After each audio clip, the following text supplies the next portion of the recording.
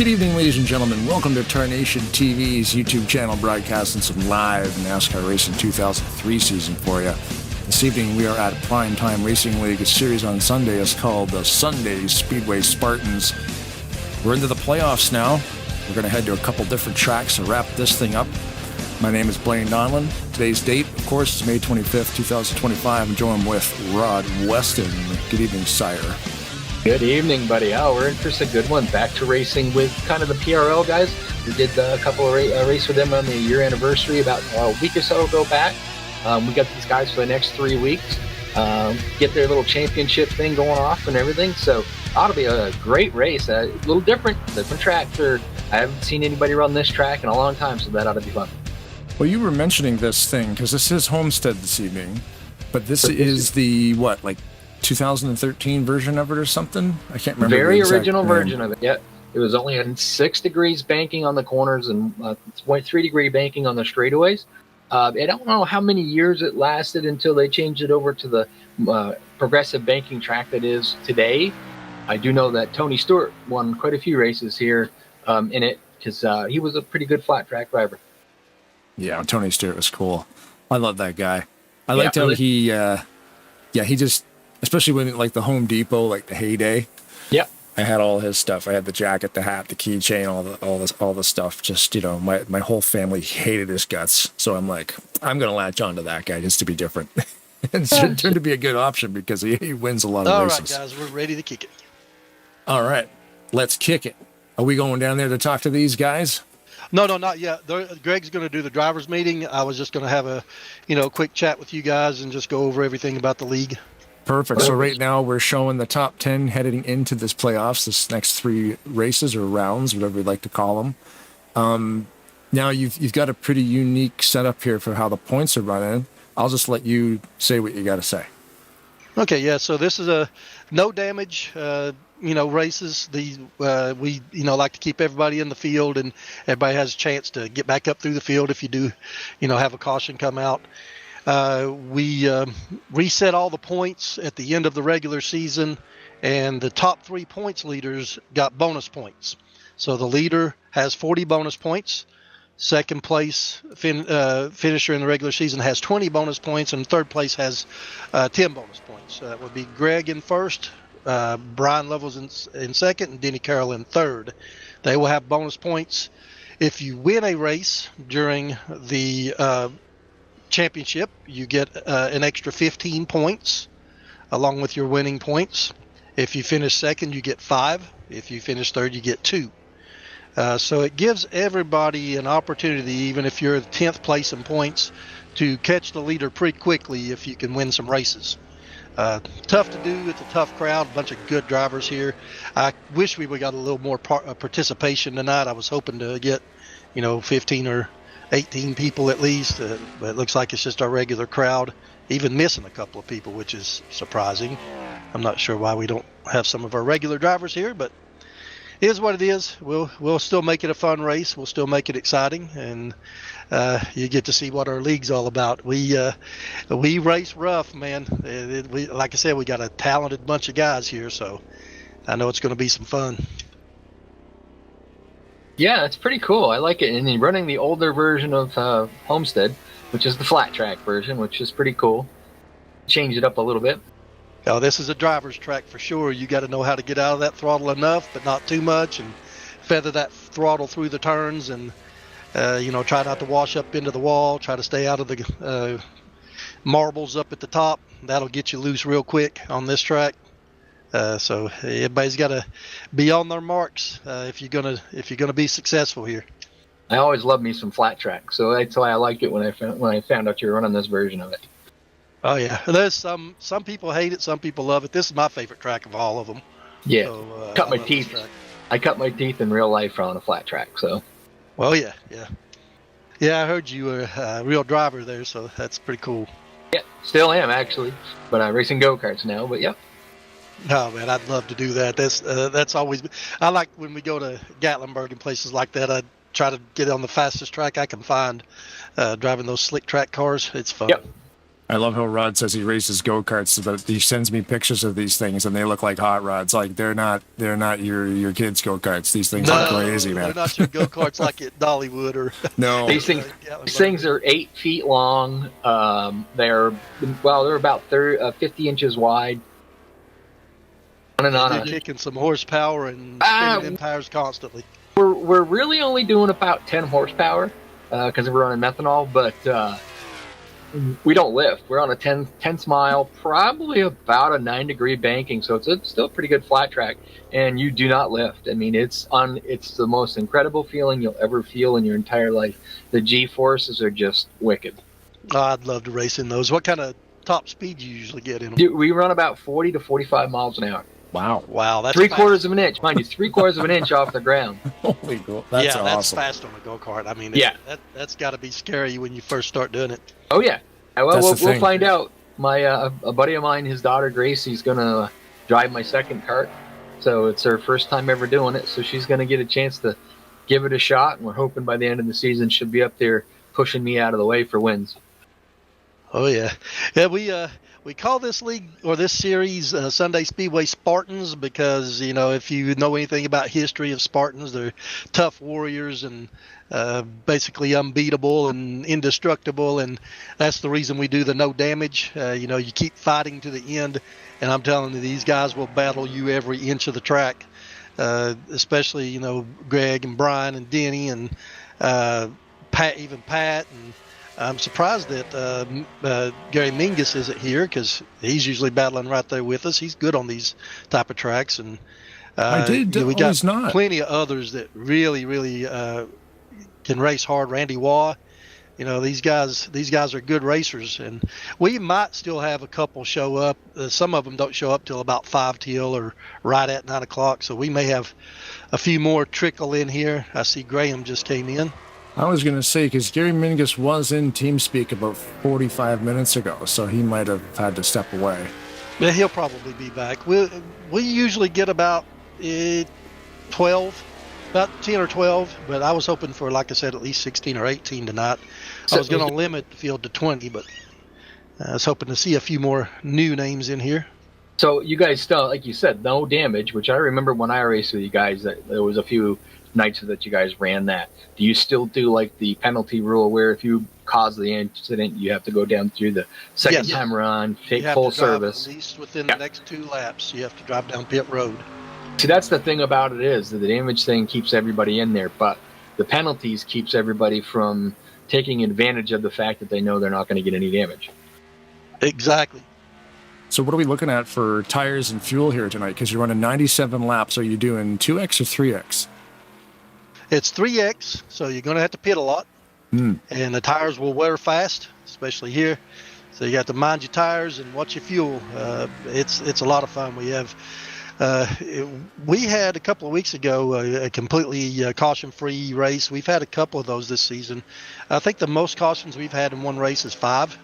So you know, we don't have a lot of cautions here, even though we race rough and we beat and bang on each other, and we have blocking rules in place. You're not allowed to block until 3 to go, and you're allowed to call out if someone is blocking. You know, just call out the car number and say, you know, please stop blocking. Not allowed.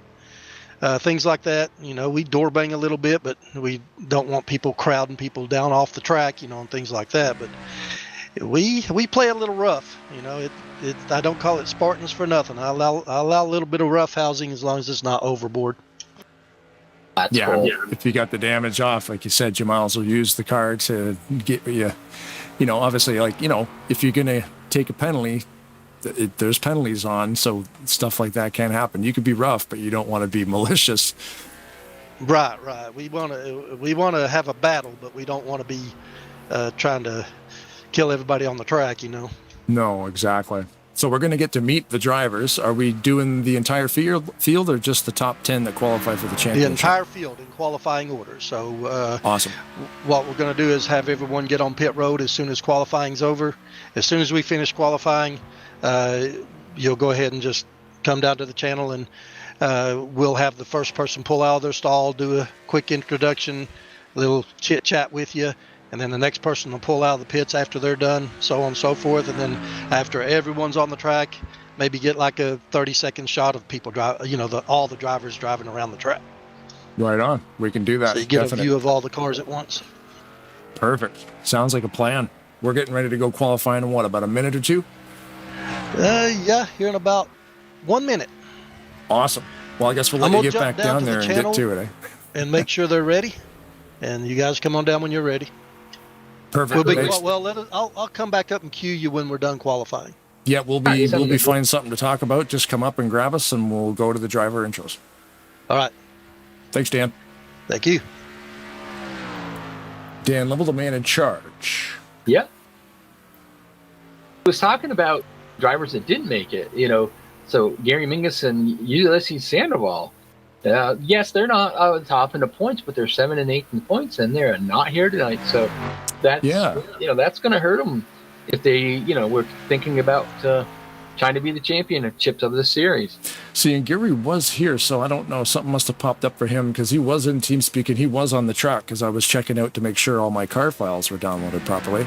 And he was one of the ones I was looking at. He was out here, taking laps. So anyway, it's a neat, thanks to Dan for filling us in on this. This is very neat because the way that they've got the points system set up, the top 3 guys, Greg has an extra 40 points. The top 3 guys, how'd they do it? They reset the top 10 to 1,000 points going into 1,000 points each going into this championship 3-race final. Greg Level got 40 extra points.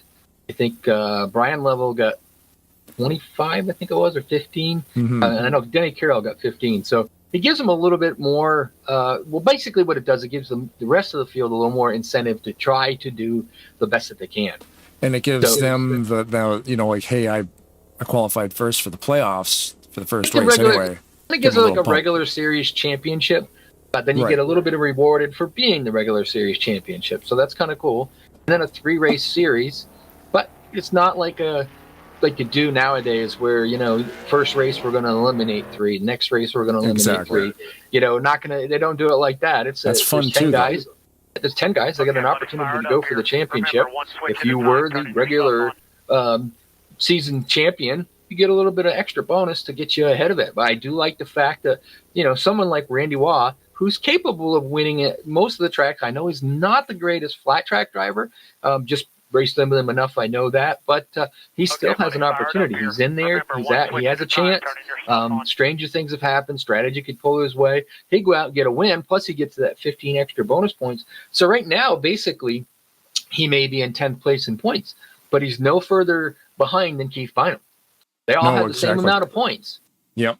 So they, I don't know. Probably, maybe that's the way they lined them up by the way they finished off the season. Yes. But it doesn't matter. They're all in the same points, with the exception of the top 3 have a few extra points just because of their top 3 status. Yep. The podium got the little bump, an incremental bump for each spot. The rest of them are in order coming into this. But like you said, after this race, this list you're looking at right now on the screen will shuffle around, and that little white space beside everybody's name, once we get this first race under our belts, there will be points listed on the screen. But like I say, right now it's pretty much stock across. But I do like that 3rd place gets an extra 2, 2nd place gets an extra 5, but 1st place getting an extra 15. That's huge. If you can win. If you win the first 2 races, that's an extra 30 points. It's massive. You're walking out of a race with, how many can you get? You can get a maximum of 185 points in a race, right? If you lead the most laps you lead a lap, you get 5, and you lead the most laps.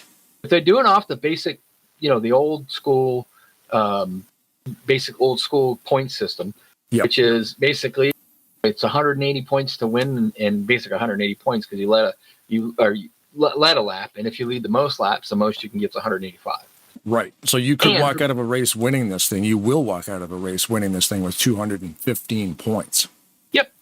That's very cool. The only thing that makes it a little harder with a little less drivers like they were talking about, it's just the fact that, it's harder for, if somebody has a bad night, for somebody to gain as many points on them when there's not as many drivers here.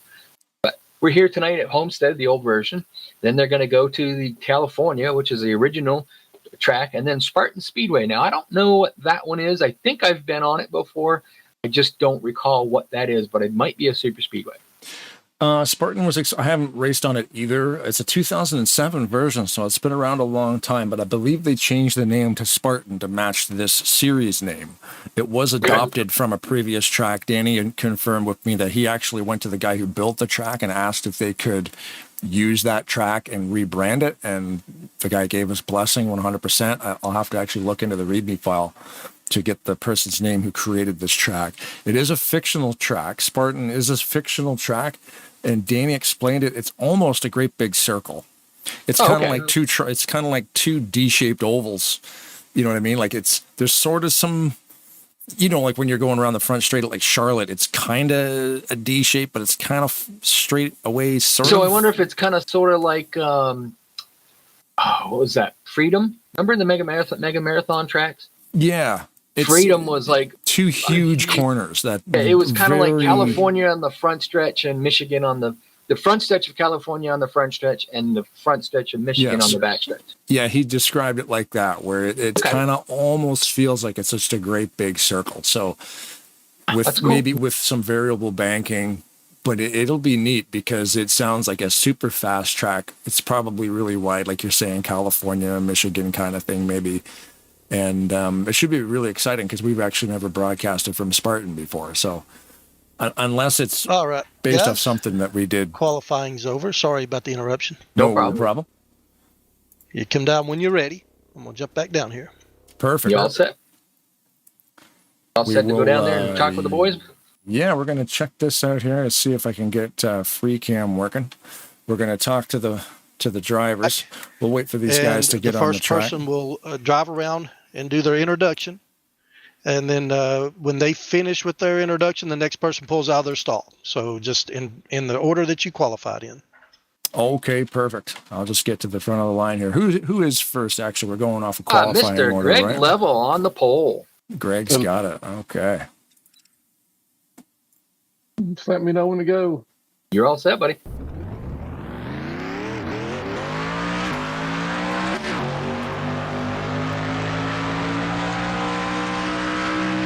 Yeah, we'll. If I get on the track. Greg Level, driver of the number 8 Corona car from Big Stone Gap, Virginia. Thanks you guys for showing up. Let's have a fun race and try to keep it clean and run some green laps, get some green flag pit stops in, guys. Good luck to everybody. So you got the pole. That means you won the regular season championship. Does that mean you're going to go for the win tonight and keep that points lead? Try my best. Well, congrats and good luck tonight. This is a tough track. All right, so our next driver up is the number 21 Dodge. Oh, wait a minute. No, he's in a Chevy tonight. Randy Waugh. Yeah, you like me in a Chevy. Anyway, Randy Waugh from Huntsville, Alabama, driving number 21 Alabama Crimson Tide Dodge. Shout out to my sons, Christian and Corey, my grandsons, Adrian, Asher, and Asa. Well, the only question I have for you is outside pole tonight. Flat track, I know that they're not your favorite. You got anything for that Greg Level boy? Probably not. I just want to finish it, I think. I'm going to do my best, but he seems to be about 2 or 3 tenths faster than me every lap, so I don't know. I do want to shout out to a friend of mine that's having heart surgery, Tuesday, Debbie. Just want to give her a prayer. Well, congratulations on the outside pole and good luck tonight. Shout out to Debbie. Yep, shout out to Debbie, Randy. Then our third place qualifier tonight, number 44, Brian Level. Need you in the pits, Keith. I'm sitting here. Yeah, Brian Lovell driving number 44 STP Chevy Corvette from Big Stone Gap, Virginia. We give a shout out to Big Stone Gap Racing and Wolfpack Racing.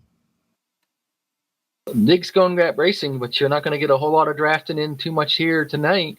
You got to get your teammates work together with you. Maybe go out there and get that W. Yeah, got to race the track, man. It's flat. I ain't been here in a while. And just try to race the track.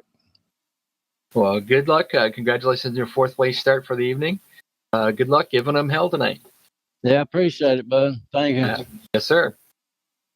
Fourth place qualifier tonight, the 41, Denny Carroll. I don't think he's on the track. Denny, where you at? Get in the pits, Denny. We're ready for you when you're I out don't know there, if he Denny. stepped away. I'm going to go ahead and pull that on the track, guys. If he shows up, we'll bring him in. Okay, so our fifth place guy, Dan Lovell, in the 388. Always loved his paint schemes. Yeah, just looking for a fun race tonight, guys. Dan Lovell running the 388 Spartan car. Just appreciate all you guys coming out and joining my series, and it's been a fun season. A good bunch of drivers, competitive bunch of guys. Always fun to race around them. I'm proud to be here racing with them, and rolling off fifth. That's a good pit stall, so I'm happy with that. I want to represent Big Stone Gap Racing. And also, of course, the league, PRL, has been good to us, and appreciate everything Keith and everybody's done. Hope we have a good race, guys. So, you got anything for that Greg Lovell guy tonight? You think you can whoop up on him here tonight on the flat track? I'm going to give him all I got. Try my best to keep up with him. All right. Well, congratulations on your fifth place position, starting position tonight. Good luck and give him heck. Starting in the sixth position, it's going to be the 63, Keith Bynum, the owner of Primetime Racing League. Well, I ain't the owner of it. I'm just kind of like a senior executive. Primetime Racing League belongs to the drivers and everybody that races here participates, and lots of contributions are made to keep this thing going, and I appreciate it. Keith Bynum driving the 63 Chevrolet Camaro, the PRL Primetime Chevrolet. Everybody just appreciate what Dan's done putting together the series, and we got Graham in here racing with us tonight, and me, and just good to see. This is the core of our group that's pretty much in here tonight, and I just wish them all luck. I want to say praise the good Lord Jesus Christ for taking care of us and our military that's out fighting for us, and for all the fallen soldiers, man, just prayers to be with all the families and all the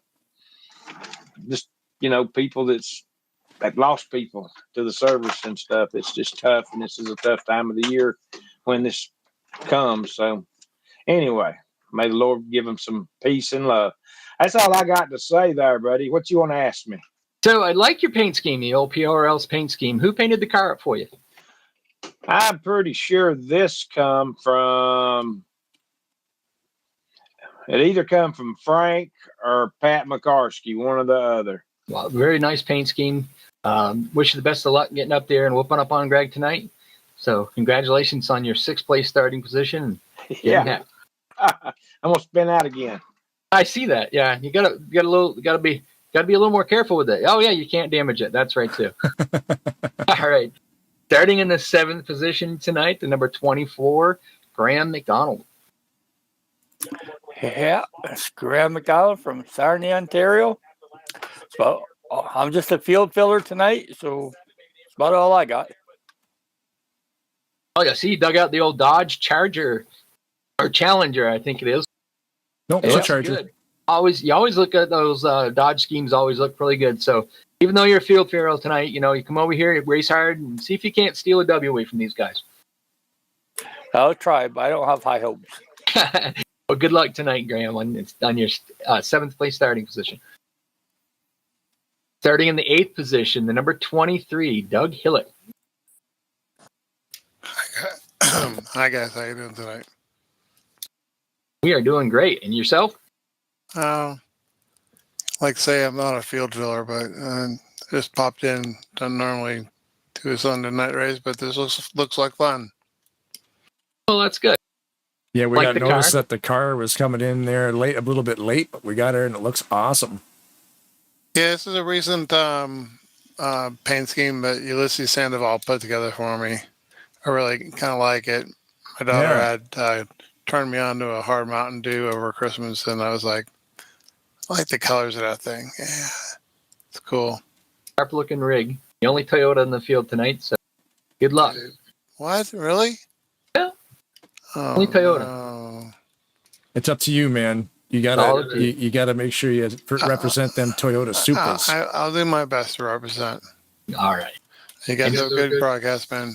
Thanks for being out here. Yes, sir. Good luck tonight. Give them help. Thanks, Doug. Thanks. Bye. And starting shotgun on the field, the number 97, Pat McCarsky. Love that paint scheme. Go ahead out there and show us that paint scheme. Well, thank you very much. Number 97, Pat McCarsky, Brownsburg, Indiana, driving the Monster Energy Red Panda Racing Dodge. Thanks for having me. So shotgun on the field, you didn't take a time. So is that you just didn't want to let them guys know how fast you were, and you got a good strategy for tonight to go steal that W? Yeah, that sounds good. Okay. Good luck tonight, Pat. Good to see you back out there again. So there's your field for tonight, guys. Thanks to all the drivers. You guys, Ron, Blaine, for the broadcast, everything that you do for us, and things like this to help put series on the map and stuff. So hopefully we get a few watchers here and get a few people have my family watching it and stuff. And I'm not sure what happened to Denny there. Go ahead, Denny. Maybe he'll come back, maybe not. I don't know. Denny's going out on the track. Denny's coming out on track now, guys. Denny's coming out. Denny, we need your intro, buddy. Let her rip. I'm just from here, there, and everywhere. I'm just a spot filler. Glad to be here. Awesome. Running the Crown Royal Chevrolet. That's an awesome looking car. That looks like a Sullins. I see the Sullins. Yeah, I was just going to say, I see the Sullins badge on the side of it. It's nice looking at it. Oh, yeah. Well, that you're starting up there in fourth. I think you got something for them guys. So get to the front. Show them what you got, buddy. It's going to be taking care of tires. We'll see what we can do. All right. Okay, guys. Well, yeah, we're going to get out of here and let you guys go racing. We'll see what we can do about making a good show out of this. Thanks, everybody. Appreciate good luck. You guys. Moved to a little bit too quick as he was giving us about a few minutes, but that's all right. Yeah, it's all good. I like that. I'm going to see if I can make that a little bit smoother next time. It took me a second to figure out the camera angles, but I think we made it look pretty good. I also had to turn the volumes down because the engine sounds were definitely going to drown out the drivers. So I turned when Greg was talking there, I kind of stepped away for 10 seconds to mute the game. But yeah, very, very, very cool. This should be a good race. A couple of field fillers, like they're saying, but that can definitely throw a little wrench into things. Guys who need that 30 points. If a field filler wins the race, the 30 points don't go to those guys; they go to the fillers. They can definitely steal some stuff. Yeah, anybody that's free on a Sunday night, it's a fixed setup league. The rules are pretty cool. No damage, so if something happens and you get the cars banged up a little bit, you keep right on going. Your feelings might get hurt a little bit, but you're still safe and still able to go. Come on out, race with these guys. It's a great group of guys. Links in the description below if you're curious about this league. It's called Primetime Racing. They race on Friday, Saturday, and Sunday nights. And, of course, they're in the playoffs right now, the Spartans, for the Sunday Speedway Spartans. Well, you missed Homestead, but next week we're at California and then Spartan Speedway after that for the championship race. I'm showing 13 people connected. So it looks like we're going to have about 11 on the track, maybe a couple more, because I think he said there might have been a couple of late connections. But either way, nine people watching tonight, but not too many people talking in the chat. It's funny too. Tarnation TV. I don't even really pay attention to this stuff, but I just caught it. We're at 299 subscribers. So there's about 7 or 8 billion people on the planet, and almost 300 of them watch Tarnation TV. That's 300 people, I guess, that just doesn't have anything else better to do, right? That's exactly what I was going to say.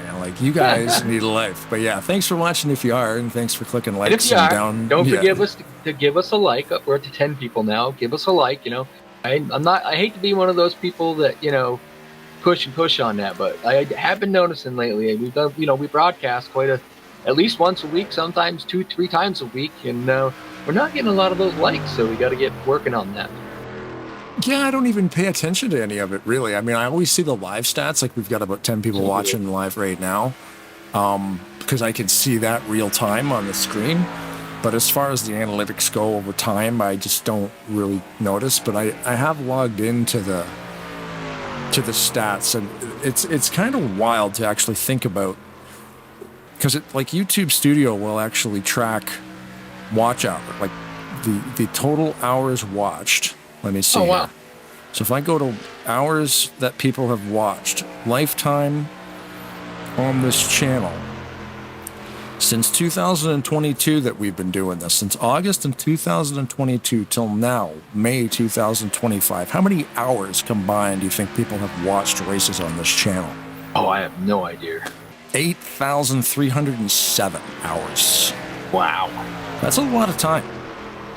Fluid Studios, you know who that is, right? I forget. Mr. Brian Wolf. That's what I thought.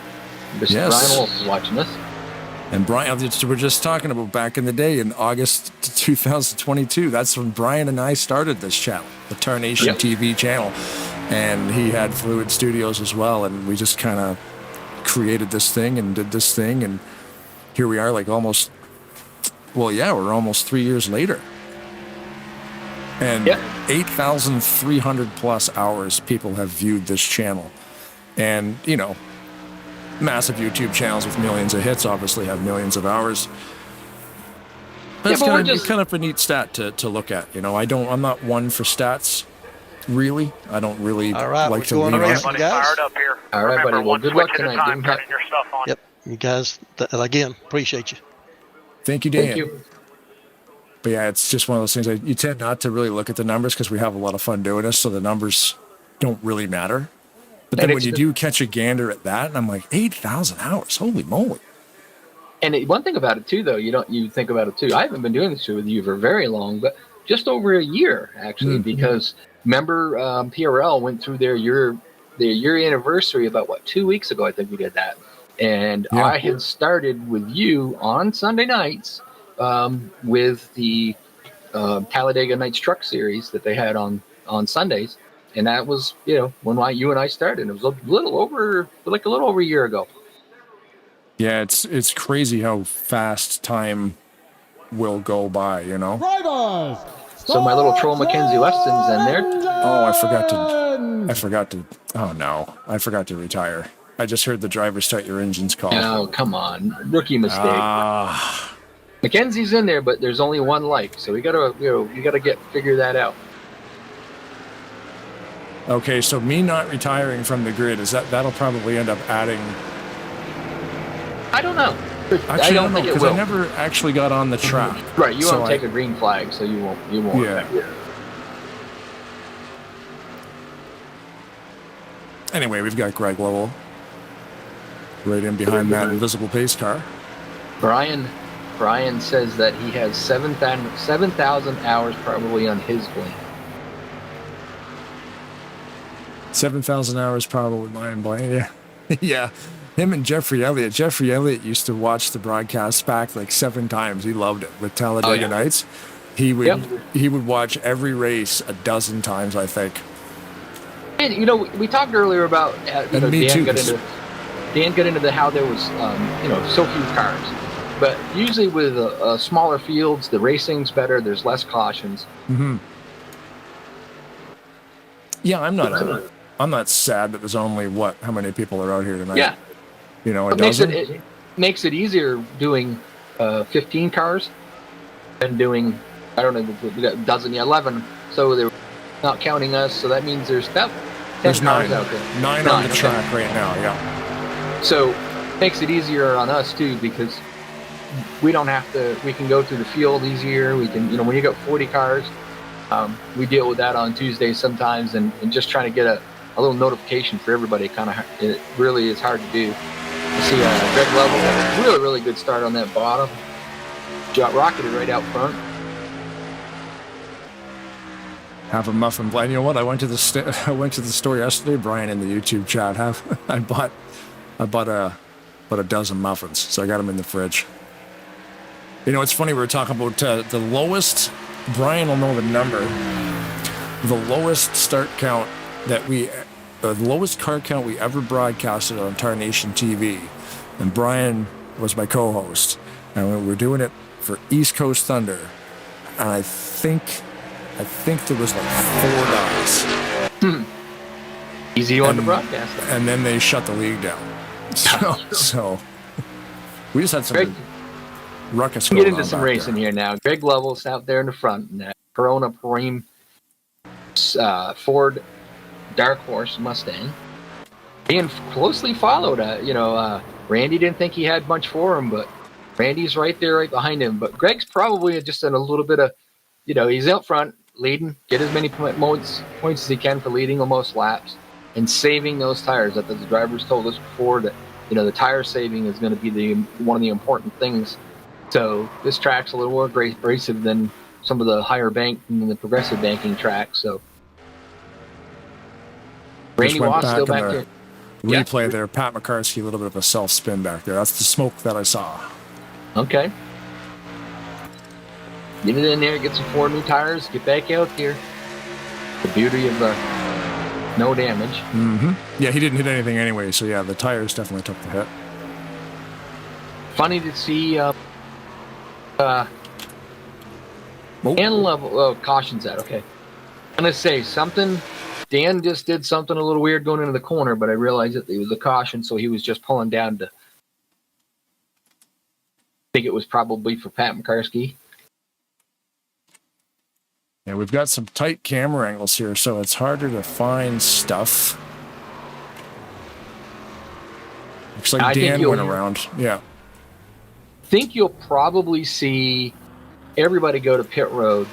You'll probably see maybe some of the drivers that were into the back stay out just to lead a lap. Hey, that's 5 extra bonus points. So, and you'll notice here too, caution is out, and you'll see this little dude down here with the red flag, meaning the pits are closed. So you are not allowed to go into the. Well, I mean, you're allowed to do whatever you want to do. You can go into the pits if you want.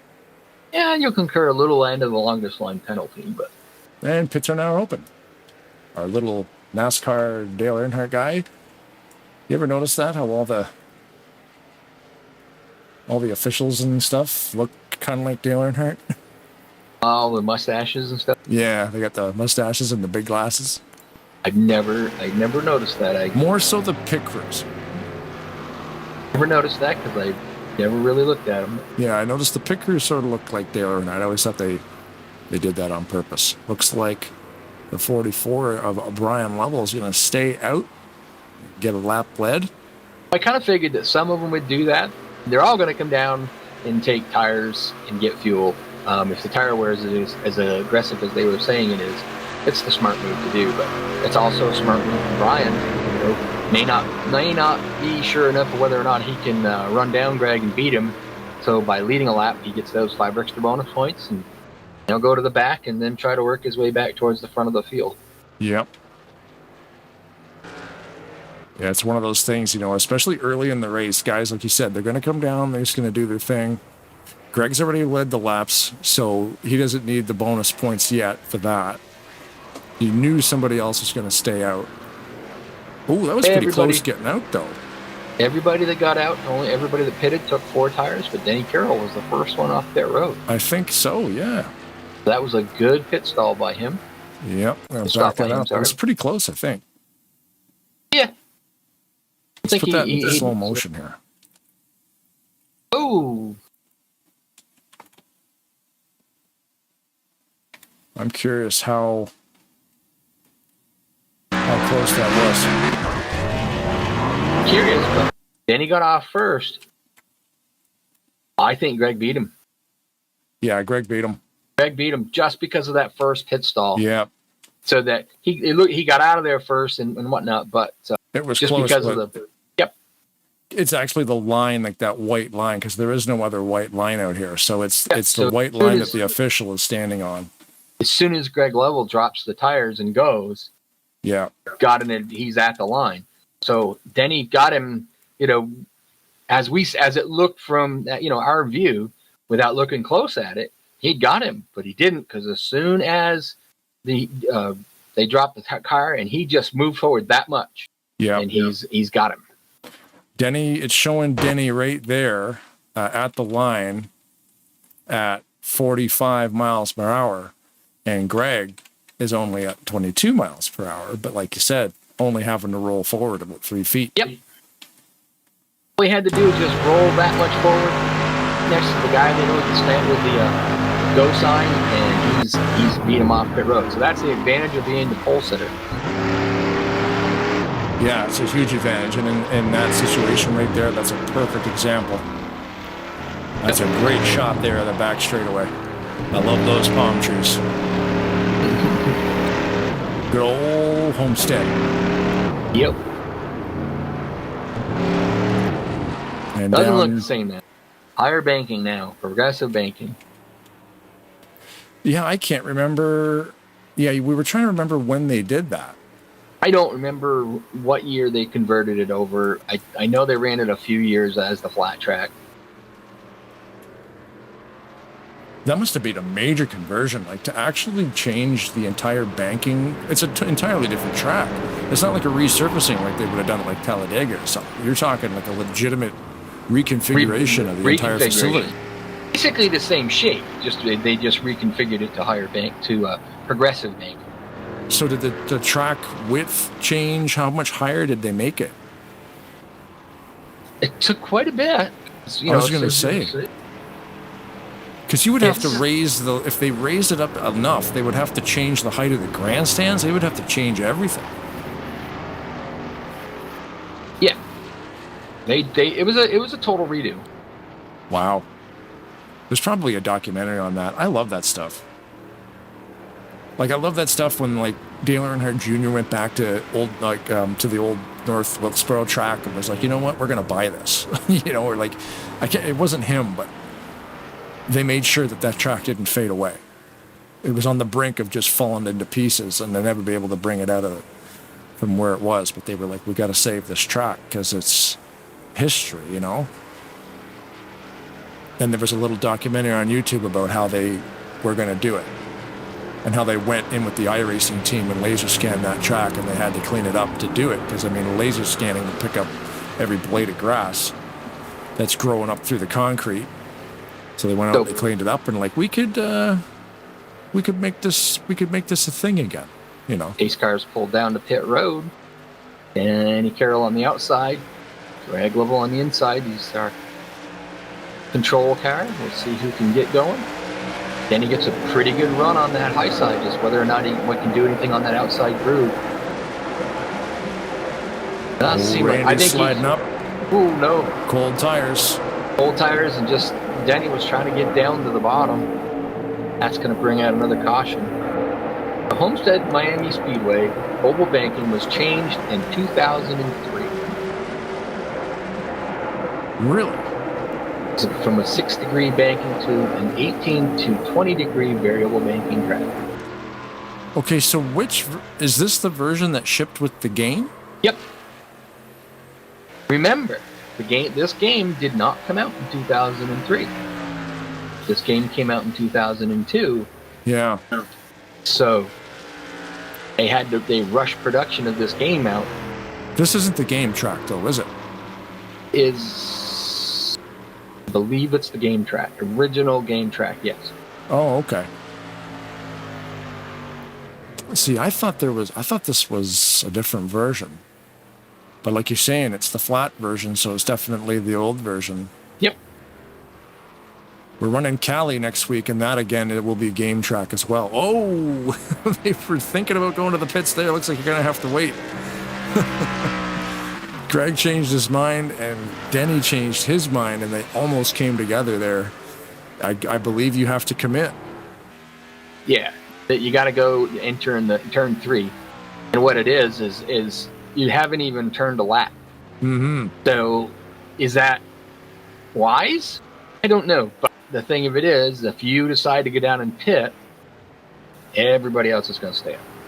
Right. And you're not going to be on that big of an advantage of tires. So I think if you were trying to win this thing, you just put new tires on it. going to fly around here and see, because most of the time when you're coming in off of turn 4, this is a major commitment. There's and I'm not too many versions of cone. There's no cone here. I don't think there's too many versions of this track that you can actually pit off of turn 4. No.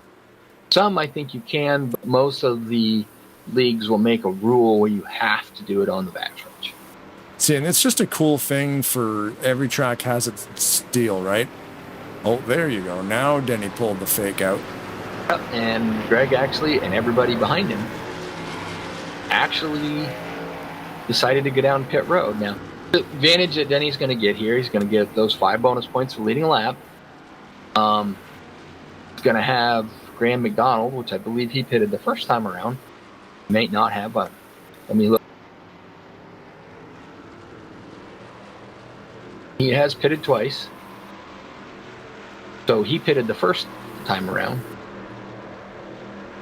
You're going to have Graham out there on a little bit fresher tires. But he's going to be on the outside groove, which so far we've seen is not as good going into the turn 1. So I do believe these drivers have the option of choosing the lane they want to be in. Mm-hmm. Only basically the lead car can choose whether he wants to be on the high side or the bottom side. Everybody else has to just form in where they would normally line up. Lane choice is usually an option. It's kind of one of those things, right, where it's always going to be a rule. Some leagues do it, some leagues don't. But a lot of you leagues that do that are leagues like this one here that do the double file restart, which the only way the game will do a double file restart is because back in the day, lead lap cars would be on the outside and the lap down cars would be on the inside. Nowadays, they basically, line double file restart, and then they have the lucky dog that gets the chance to go around and go out to the front. And then you got wave rounds. Back in the day, the only way you got your lap back, you literally had to race for it. Right. But that all changed. I forget exactly what year it was, but the change happened because of an incident at Loudon, where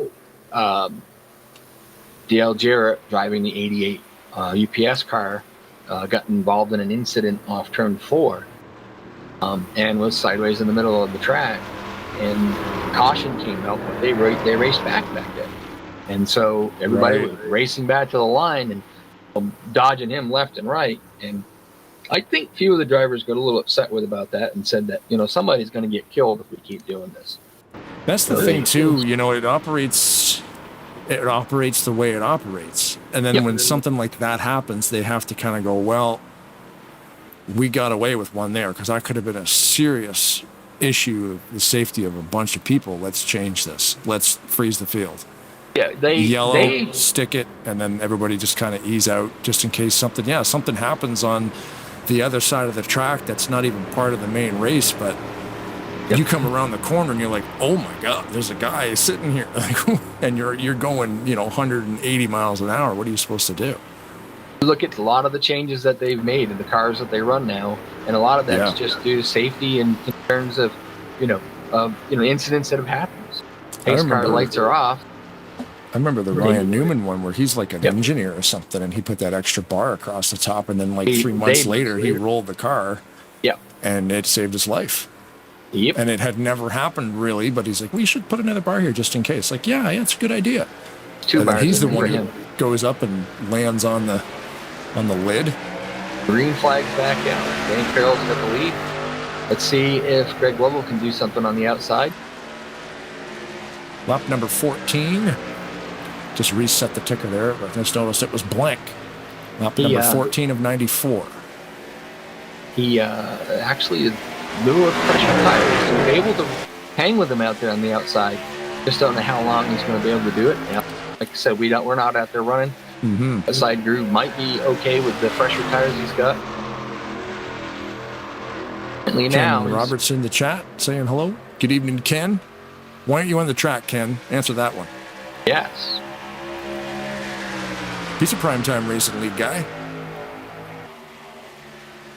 And Denny Carroll was able to sneak out in front there. Now he's just got to kind of maintain, try to save them tires, but keep Greg Lovell behind him. Which couldn't be a lot more of an ask than you think. Greg's a pretty good little shoe. Yellow out.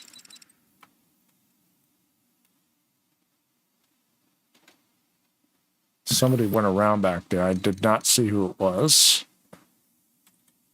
Well, we're going to find out. Because that's what they pay us to do, the big bucks. We get paid for this? They pay me $3 to do a race, and I give you 20 cents. Oh, okay. Yeah. That makes sense. Oh, they both almost saved it, actually. It looked like Randy Waugh and Danny. Oh, yeah. Randy did not save it. Saving it all up for that cup of coffee, though. Randy got T-boned. T-boned by the Doug Hewlett car. Let's go cockpit with Hewlett just to see. Look out! Oh! Oh, and Danny said they like bumping him out a little bit. He wasn't kidding.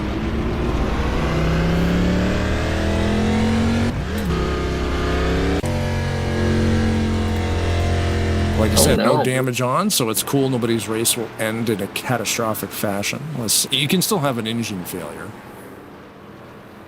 Yes. And manual breakdowns. Tires do go soft or flat. You can just light them like that. But the great thing is you get it back into pit road. 4 fresh tires in the back of it. I just watched that thing play. Yeah. Doug did not have anywhere to go. He come around the other car and smoke. There was really. Speaking of Randy, hi Corey. Yep. Make sure you say hi to Corey. Following Keith Bynum into the pits here. Looks like he's going to get full service.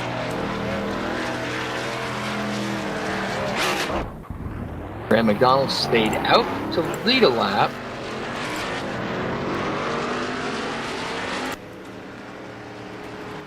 Didn't pit that time by, so or maybe that's. I think he'll probably pit this time by after he's led his lap.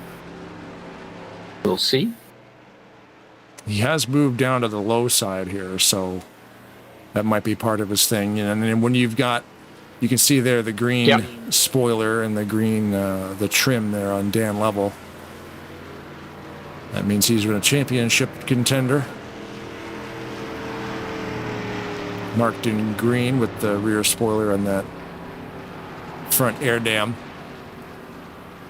Or skirt, what do you call it? Trim? It looks like, so Pat McCarskey is going to probably stay out and lead this lap. That'll get his lap led. Not sure what he's driving for a car, but the grill on that thing is crazy cool looking. Let's check. Wow, that is annoying. Where's the camera? There it is, got it. It's a neat looking nose on that. Somebody did a pretty cool template. That is a template. I can't actually see it. I'm not sure it lines up with 100%. Let's see what the back says. The Dodge. Yeah. It's like it's almost like, what do they call that? I'm trying to think of the name of it. It's like the frown or the eyebrows down on the eyelids there. Yeah. Same on Jeeps. Yes. Yeah, it makes it look like the car is angry. Yeah. Yeah, I'm not sure what that is. Usually it's got it written, like it'll say Challenger or Dart or something across the bottom. But it's a pretty cool looking car, though. Lap led there by McCarskey, and now he will head to the pits.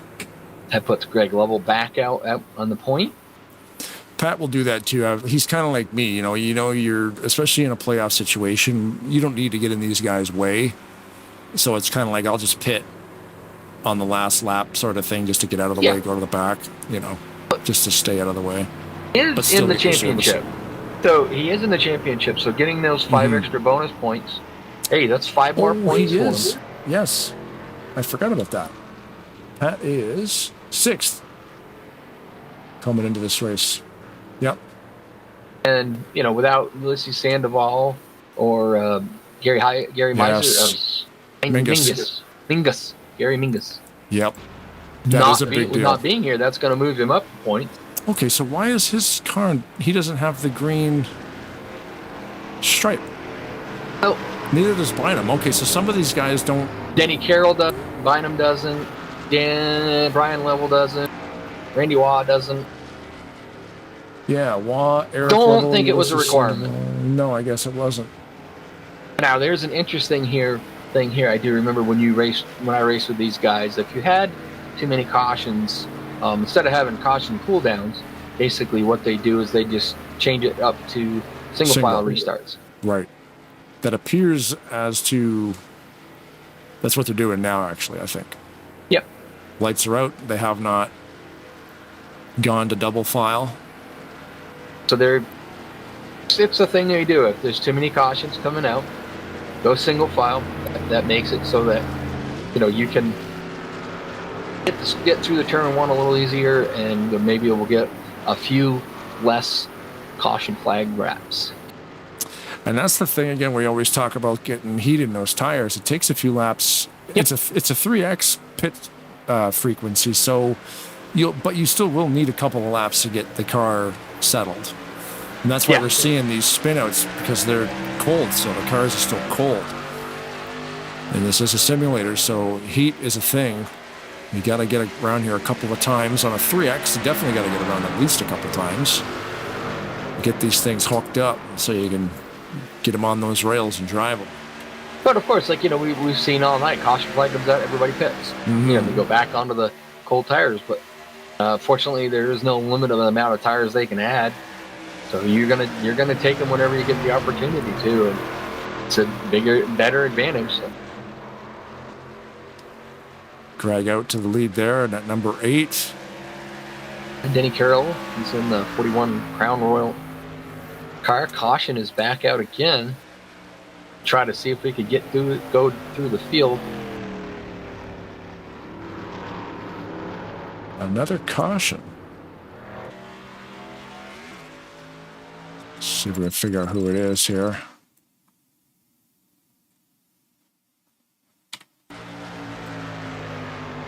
Looks like Pat Karski got a little loose in entry for him. Yeah. Coming into turn 3 there. Yeah, the thing just went around on him, like the suspension wasn't set or something. No contact with anybody. It's unfortunate for him, because I do believe there's a three parking rule, so 3 cautions, you have to park it. I think so. Which could be, they may change that just solely because there's so few drivers, but we'll see. Did you want to grab Randy Waugh and chat with him while we go around here? Sure, we can do that. He came in here just in 10th place, just made the cut. Randy Waugh, you've got Wayne and Rod in the booth. You got you, buddy? Yeah, I got you. He's all yours, Blaine. We're just checking here, man. You just made it into the championship playoffs here, coming in 10th spot. Now, curious what your thoughts on this point system is, where you've got the bonus points for third being 2, the bonus points for finishing second being 5. But the big points come when winning this thing, 15 bonus points. Are you planning to get podium finishes? Obviously, you want to win this thing, but a lot of yellows tonight. It's hard to make any moves. Yeah, I've already missed a few races anyway. Points would be great if I can do it, but I'm so far back, I don't know if I can get caught up. Coming into the playoffs, though, it's a fresh start, right? They reset everybody's points. Oh, they do? Yeah, everybody's reset. The top 3 are set apart a little bit. They get a couple extra points for finishing 1, 2, 3, but from 4th all the way back to you in 10th, everybody's starting this race even keel. Oh, that's good. Yeah, so it's interesting 3 races we're going to be watching here the next 3 weeks. Yeah, when I first got on this track, I didn't like it at all. And I've been practicing a little bit, and it's pretty fun. I've gotten a little faster. I could keep up Greg a little bit when I was behind him, but you gotta be consistent. Yeah, we're hoping you guys can get a couple laps under the belt here and get these tires warmed up so these things can start going. Yeah, you can't get out of the gas getting in the corner. If you do, it's going to go around on you. You got to keep your foot in a little bit. And I spun out because I was under somebody, and I thought he was going to come down on me, and I got out of the gas, and it just went around. Oh, right. Yeah, more of a trail braking thing. You got to keep the throttle going and just drag the brake. Yeah. Right on, man. Yeah, well, yeah, I guess we'll let you get back on the track here. We just watched you do your pit stop. How many tires have you gone through tonight already? Everybody's burned through about 12 I don't know. sets. I think I've already pitted about 4 or 5 times. I guess I could check. I got the stats up. 4. Pitted 4 times. Yeah, 4. Yeah. Graham's got you beat. Graham's gone in 5 times. He's going in again now. All right, buddy. Well, good luck for the rest of the night. We'll talk to you hopefully later in the top 3. All right, guys. I appreciate it. Hope to talk to you soon. Thanks, Randy. All right. Interesting chain of events there a little bit. So Keith Bynum and Dan Lovell were the first 2 that pitted. Yep. And, well, along with Randy Waugh and a few others. But Greg Lovell has not pitted. Keith Bynum and Dan Lovell only took 2 right side tires, and then everybody else behind them took 4. Okay. See, but they haven't really run enough laps to... They're just definitely doing that for track position, right? Is that what you're... Yeah. You're going to... The thing of it is now Greg hasn't pitted. Should this thing go green flag run, you've got a little bit fresher right side tires. You know what I mean? The guys behind you are going to have, be able to go a little bit more, but it's... As the way it's been going, it's kind of been a cautioned up night. That may slow down a little bit. Hopefully that, we do get some green flag runs in here, but it might be an advantage a little later. But then again, Brian Lovell's back there with 4 fresh tires. That might be an advantage for him. And we've seen this happen. A lot of yellows at the start of a race, get some good green runs near the end, and then all these little things at the start sometimes play a factor, Yep. Like if we just all of a sudden have a 50 lap, well, it's a 3X, but if we end up getting like a 20, 30 lap green flag scenario here and get some clean pit stops under green, now that strategy changes because it's always evolving thing, That's the great thing about racing. Pace lights off on the pace car, but as they go down the backstretch, we're going to be coming into lap 25 of 49, so we still got a ways to go. Keith Roberts was asking how many. Let's call him Rogers like we did the other day. Right? He was asking how many cautions that we've had. I think we're on the 5th one. 4. We've had 4 yellow flags for 16 laps. 4. Yeah. Wondering if that last one was a little. But we got 4 cautions so far. So that's what GNL's telling me anyway. Me too. 4 for 16. This car's off. We're getting ready to go green. Single file starts. Greg Lovell stayed out. Next 2 cars, Keith Bynum, Dan Lovell got 2 tires, and the rest of the people behind them all came in and got 4. Currently watching Dan here. Carroll trying to sneak underneath Dan Lovell there. Dan just saved it. Yikes. Good save. Then he drove around him. Really good save with the 388. You're just looking underneath Keith, and he just overdrove just a little bit. The back end started going out, but he stomped on the brakes and straightened her up. Danny Carroll's trying to get by him, but he's also being a little cautious on how he does it. He just doesn't want to try to go by him and burn up his tires, trying to get past him. So he knows he only probably. Ooh. Are you live? Yes. Oh, you are? Okay. I'm now. Glad you said that. Yeah. Because I was thinking, ooh, you're watching what I was watching about half a lap ago. Yep. That happened when I looked back a little bit and then didn't quite get there. I do the same thing. I'm like, uh-oh, I'm not live. But it is. It's one of those things you really got to let these tires warm up. That's the problem. You know, that move may work in another 3 or 4 laps, but right now it's still too early. So another thing too, by taking only 2 tires, sometimes if the setup is a little too tight for you, not long into a run, but a short like that, taking 2 tires will loosen it up a little bit. And we're seeing that with Dan Lovell. He is absolutely just struggling on the exit of the corners a little bit. Just can't seem to put the power down. Yeah, Waugh beside him now. We were just taking a look at Greg. They're up in first in the 8 car. He's a couple of seconds ahead already. He definitely knows his way around this track. Oh, little door bang there. Waugh goes around. That'll be yellow. I'm just going to say, Greg's pretty good little flat track racer, so. Yeah. Randy Waugh around. Hewlett avoiding that one by spinning out as well.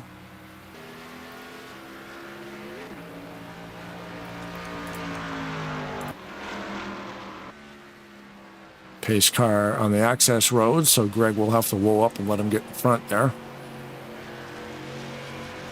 The penalties on this track for passing the pace car are actually jail. They will arrest you and throw you in prison.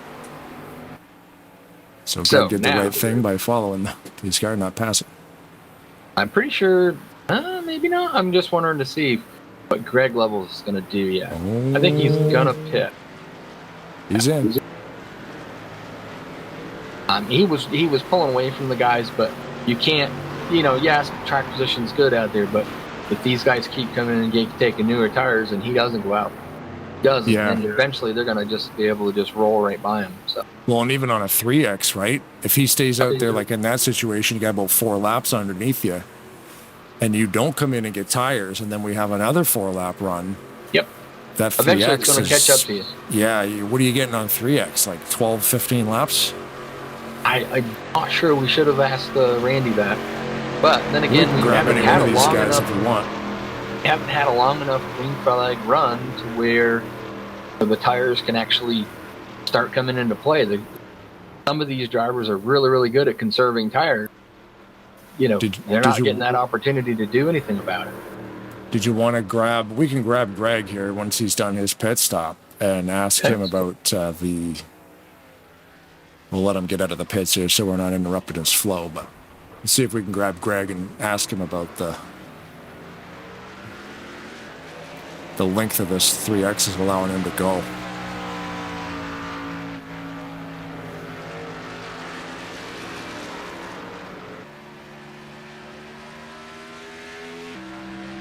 Greg Lovell live on Tarnation TV. You got us? Yeah, I got you, buddy. Curious about the fuel frequency. They got it set to 3X tonight, or the pit frequency. Are you getting, are you able to run 12, 15, 20 laps? We were just curious on the number. Oh, yeah, I can run the entire fuel run. What number are we looking at?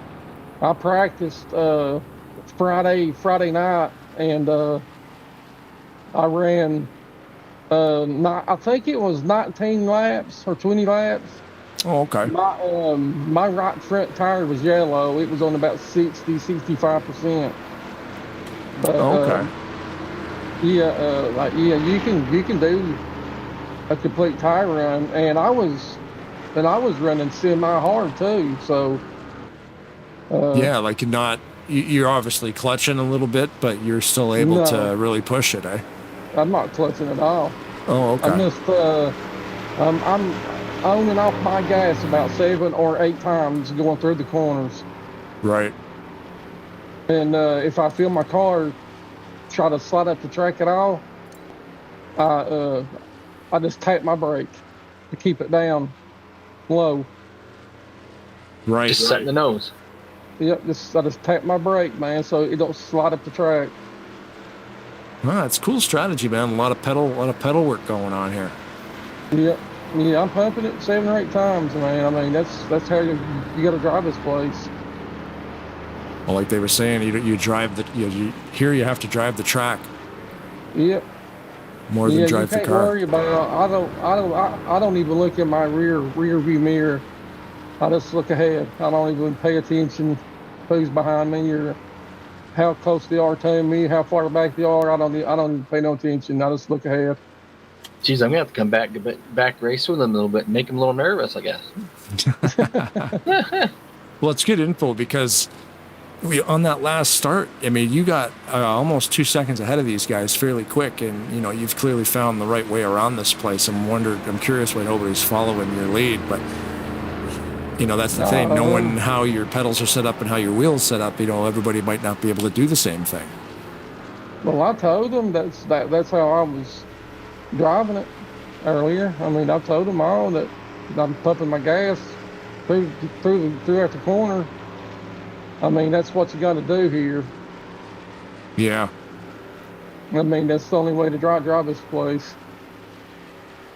This mod is so cool too. I like this mod a lot. It looks really good on a broadcast. You can see like the track bar under the trunk in the back, and just all the little extra details that are in this thing. So, all right, well, the lights are off on the pace, so we got to get him back down there so we can get him racing. So I'll tell y'all one more thing. I don't really like the high line because it just your car feels like it just wants to snap loose on you. Like if you're running up here. Yeah. And from if you get the gas in about the center of the corner, and you try to diamond cut it, it just seems like it just wants to get out from under you.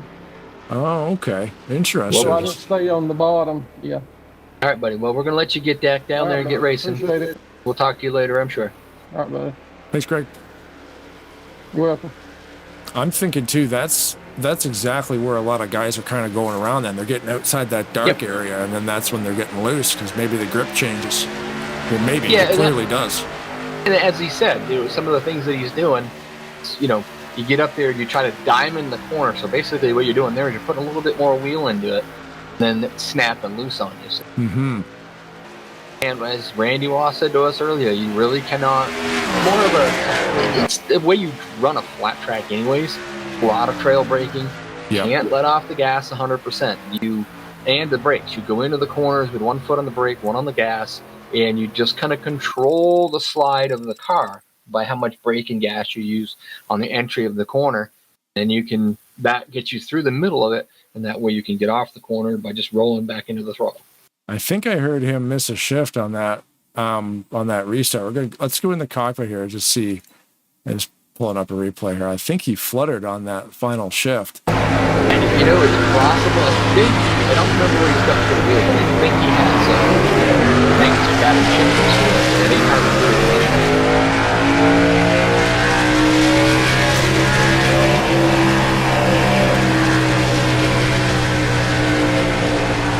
Oh, maybe not. It has moved out to about a half-second lead. Maybe not. It might have been another car then. I heard something fluttering back there when it came to the shift patterns, but we'll put the interval up to first here. Yeah, 0.63 lead at the line.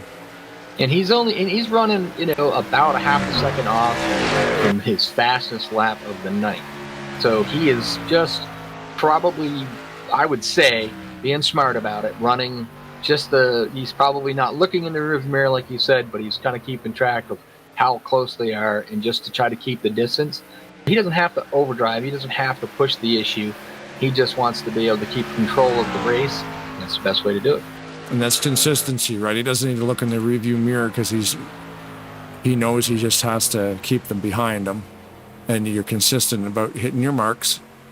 You can slowly pull away, and there's no hurry. If everybody back there is racing each other, then they're not, you're having to adjust your line. You're having to adjust your racing line a little bit because you got to watch that guy behind you. Where's he going to go? He got underneath you. You got to lift a little bit. And then the leader's just going to pull away. Let's say flat tracks are, they're a kind of one of those things that you really have to like. You have to like to be able to do it, and that's a lot of it is just getting through the corners without destroying your tires and just being smooth. And if you can do that, you're gonna be a lot faster than everybody else. And, in my old days of racing online and stuff, for the flat tracks like Martinsville and Loudon. You know, I used to be one of the guys, hardest cars to beat because I could just get through the corner so well with it. Yeah. And I made the mistake of lending out my setup. Oh. Don't do that. Yep. That's like the secret sauce on a sandwich. Yep. Gave Like you your the favorite sub secret shop, and sauce. they got that secret, like they got that secret sub sauce. It's just like everybody loves it. Like, oh, you got to go to this place. They got the best mayonnaise or something, some homemade mayo that you know just nobody else has it. Like, what is it? Like McDonald's has that Mac sauce or whatever, which is basically just ketchup and mustard I mixed don't in know with mayonnaise or what something. They're doing I think something. it's Thousand Island. I don't know. I think so. There's well, the thing now, the secret's there. Just Google it, right? Right, probably. That's how, How do I make Mac sauce? And it'll tell you how. But That's how I found out about the Homestead track when they did the banking. I Googled it. Now he's out to about a 2-second lead over Denny Carroll. Upcoming. Denny Carroll running in second currently now in the Crown Royal Chevrolet Camaro. Sharp looking ride, especially if you like purple. Upcoming broadcasts here on the channel. We'll be back here Tuesday evening, the 27th at 8:15. And Maverick Cup Series is at Charlotte. And of course, every Sunday now, the next 2 Sundays, California and Spartan Speedway coming up here at prime time. And then on the Tuesdays, you can see the Maverick Series, Charlotte, Milwaukee Mile, and Pocono on the Tuesdays. So that's pretty neat. Full schedule. Guaranteed to be here tonight. Guaranteed to be here for Spartan. Not 100% guaranteed I'll be here for California next week, but we will try. Kind of going through the field. We got a little bit of green flag run here. Keith Bynum back there in the 3rd place in the Primetime Racing League Chevrolet. Currently running in the 4th position. Ryan Lovell. Corvette. That's an interesting template on that one. Currently running in the 5th position. 21 Randy Waugh. Still can't believe he's in a Chevrolet. But he's in the Roll Tide Chevrolet. Yep. Alabama Roll Tide. Currently in the 6th position, we have Dan Lovell, Series Admin, 388 Chevrolet, Spartans Chevrolet. It's kind of a neat little paint scheme. Little unorthodox for him. Most of the time you'll see him in 388, but the 3 is the 3 of Dale Earnhardt Sr., and the 88 is the 88 of Dale Earnhardt Jr., so it's kind of a neat way he used to do it. Yeah. Currently in the 7th position, we have the 24 Graham McDonald. Always in a Dodge, always usually in some sort of Dodge scheme. I love that paint scheme. Yep. I've actually raced a paint scheme like that once before in another league. 8th place, Pat McCarskey. So he's having a fairly decent night so far. Still out there. We know he's led laps. Staying out of trouble. That uniquely painted up Dodge. I really like that. Running the 9th place. We got our field filler out there, Doug Hillett. The only Toyota Supra in the field. Sharp looking ride though. That is very cool, yeah. In the YouTube chat there, Brian Rawson says, I wish I could have made the race tonight, but I'm stuck in Monaco for the F1 race. What a shame being stuck in Monaco. God. Oh my God. I mean, Stuck I'd in love Monaco. to be stuck in Monaco. You're at like one of the most legendary F1 races ever in the history of the planet, and he'd rather be playing NASCAR. F1. I love F1. I watch every race. I don't watch every race. I watch the highlights of every race. I watch the qualifying. I watch FF1, first practice 1, 2. Oh, wow. Stuck in Monaco. Man. Like, gosh darn it, I'm stuck in Monaco at the F1 race. I'd rather be. It's too bad I couldn't make the race tonight, guys, but I'm stuck in Monaco watching F1. Like, yeah, that's so horrible. Yeah. That sounds like a once-in-a-lifetime thing for me. Like, if you ever had a chance to do it, why wouldn't you? Absolutely. You know? Yeah. Absolutely. That's like the track, you know? And it's that track's, like, impossible. Oh, yeah.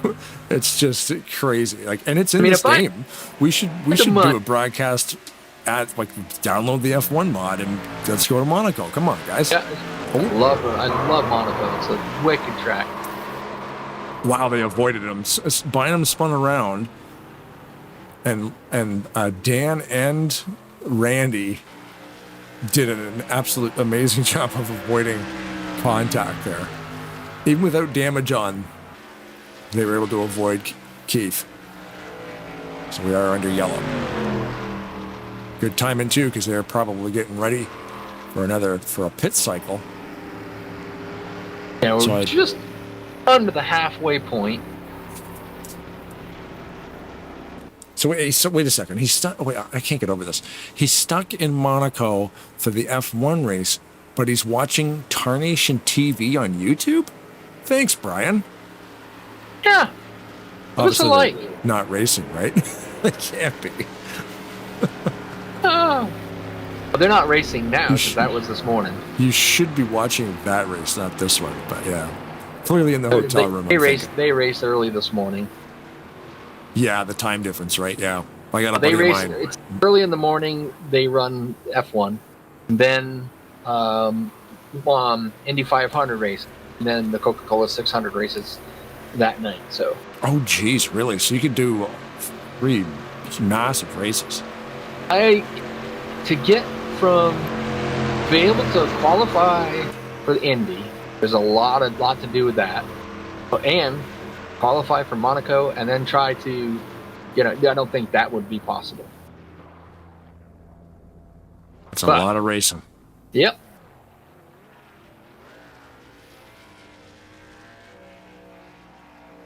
Oh, he's going to test on the Autobahn. Well, what's he saying here? Yeah. It works out great. Most of the time you can't stream, but thankfully this is my answer. That's cool. Headed to Germany tomorrow, doing a test session at the Autobahn. What are He's got Starlink on the jet. Who is this guy? But what are we testing on the Autobahn? Really, there's no speed limit. There's no speed limit, but it's also not a track. I know that. It's a highway. I know that. Yeah. But no speed limit? We're testing on the Autobahn. Like, what do you test on a public road without getting arrested? F1 cars? We gotta find a way to broadcast the F1 mod here and run Monaco. That would be wild. You need a lot of. I mean, that's a tough track, though, man. That might be a wreck fest. Oh yeah. I do everything okay until I get to the swimming pools. What's that through the tunnel thing? No. After that. Oh, that gnarly chicane? Yeah. Sorry, guys. Knock, knock, knock. We're good. Yep, what's up, Daddy? I just wanted to step in the booth a minute and say hey to you guys. How you guys enjoying the broadcast? Not bad. Good. Yeah, it's good. Doing good. It's a bit of beast. I've had to collect it a couple of times trying to get sideways on me. Well, even there, when you guys avoided Bynum, both of you did. You and Randy slid right across the front of your noses and nobody hit them. That was pretty awesome. Oh, yeah. We always try to avoid, wrecks in front of us. We've kind of trained ourselves to be able to do that. So everybody's gotten really good at it. Yeah, like I say, even without the damage being turned, or the damage is turned off, it's still, accident. You could bump into a guy and you could roll him, and then he's got to call for a tow truck and put him a lap down. Like, all kinds of crazy stuff can happen. So it's nice to stay out of people, even with damage off. Yeah, a lot of leagues. I've raced in leagues before that had no damage, and guys just kind of go gung-ho and carefree. We don't do that. We've learned to respect each other and drive clean around each other. And when something happens in front of you, we've trained everybody to get on the brakes, because we will look at things after the race, and if you plowed into something, we're going to penalize you for it. So it's just a training thing, and everybody here has learned really well to woe up when that wreck happens in front of you. So we were speaking with Greg before there on the last yellow, and he was saying he can get about 19 laps on a tank of fuel and tires. Yeah, 19 to 20. Depends. If you're running up front, probably 19. You know, you use more fuel up there. Running, back behind the leader, you can get 20 out of it. I can get 21 if I save fuel, but it's hard to save fuel here because you can't really clutch or you're going sideways. Yeah, a lot of trail braking and braking. Trail braking doesn't give you an opportunity to do a lot of saving on fuel. No, you can maybe clutch going into the turn, but you better be on that gas, feathering the throttle a little bit through the turn, because if you try to clutch through the middle of the turn, it's going to nose left and turn on you. Had some pretty good racing though tonight. A little too many cautions than I'd like to see. It's been fun. Sorry I didn't. Other than Greg, Greg's kind of stinking up the show a little bit, but yeah, he's hard to beat, man. He is very hard to beat. Like I said, he's a tough guy to race with. If I could get up there with him, I can race him. Because I reeled those guys in. I was about a second and a half back and reeled Randy and Brian in the end. But, getting up there to Greg's a different story. It looks like the lights are off on the pace car. It's getting ready to go down pit road, buddy. So we're going to get you back down there. Send me on back down. I just wanted to interrupt y'all a second. Oh, yeah, man. It's your league. Let her rip. Thanks, Dan.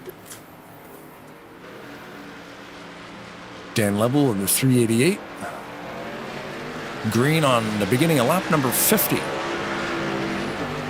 Absolutely love having him come up there and chat with us, but you got to be careful sometimes. We don't want to be distracting when they're racing out there. It seems like sometimes they're having enough of a hard time just keeping the thing straight. So that's funny. On that caution flag, Brian in the YouTube chat says, "Let's tighten it up," because there's always somebody who's gonna think that you're not tightening it up enough, right?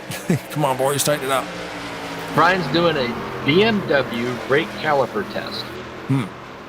Like, why do you need to be on a Autobahn to do a brake test?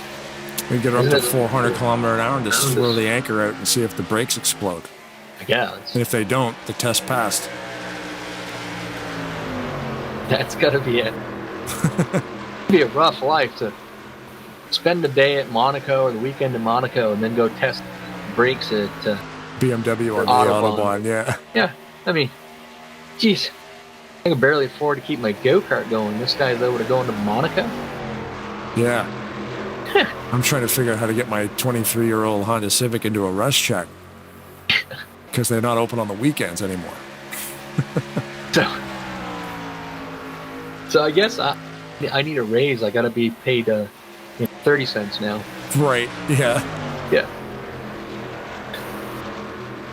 Greg Level's back out front again. Just about 0.3 of a second over Denny Carroll.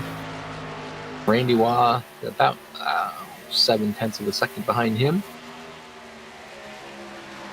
Everybody's still on the lead lap. Laps led this evening. One lap led by Brian Lovell, Keith Bynum, Pat McCarskey. 4 laps led by Graham McDonald. 5 laps led by Danny Carroll. And 39 laps led by Greg Lovell. That's the gap. He is kind of putting the clinic on him a little bit. But like I said, you watch him. He's not just... I'm sure he could go out there and blister off faster laps and get away from him. But if he did that, if it just happened to have a green flag run that went the full distance, the people that are probably a little more conservative on their tires are going to run him down and pass him, and there's not much he's going to do about it. So he's being smart, saving his tires. Just keeping him behind him, I should say, not ahead of him. 195. Wow. Okay, I was just checking to see. So, fastest lap of the night right now is Greg Lovell with a 38.146. Dan just ran his fastest lap of the night and put up a 38.195. That's the closest anybody's come to that lap time. Everybody's in the 38s, but they're all 38.2, 38.9, 38.7. Graham McDonald goes around. Green flag is going to stay up there just because there's nobody behind him. Greg's been running about a 38.2. He just dropped it down to about a 38.3. You got Denny Carroll. It's right behind him. Hasn't really. He's been pulling away from him a little bit, but not as much as he has earlier. No. I think he's just keeping him there, just trying to keep saving them tires. Yeah, right now, like a couple laps into this run, he's only half a second ahead. Of course, we pick on Doug Hillock for being the only Toyota out there. The only Ford out there is Greg Lovell tonight in that Dark Horse Mustang. Couple of Dodges, but everything else is Chevrolets. Yeah.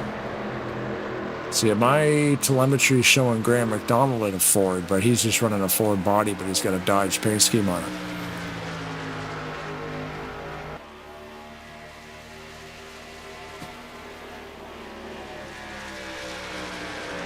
Greg's in the 8 now, but he used to be in the 088. I think it was about 3 years ago, or about, I'm not sure exactly when it was. Might have been about a year and a half ago. He decided that nobody was running the 8. He wanted to go to the 8, so he switched over from the 888 to the 8. Been running that ever since. Pretty strong. Caution flag is out again. Yep, Randy Waugh went around there a little bit.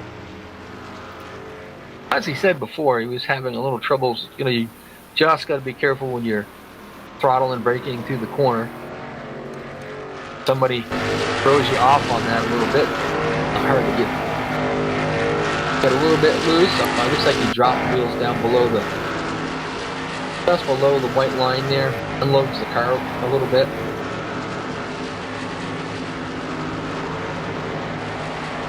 It's what they call de-wedging a car. You'll see some drivers, a lot of times, will do that at Phoenix. Do it on purpose. Later in the run. So you go out there at Phoenix, later in the run, the car will start to get, I say, turn more, but now turn to the flatter part of the track. The cars will start to get a little tight on exit. So what you'll do is you'll drive down there, you'll put your left side tires down on that flatter spot, de-wedges the car, loosens it up a little bit, and helps you get off the corner a little bit. I didn't say Randy did that on purpose. I'm just saying that's what happens. Creeping up on lap 58.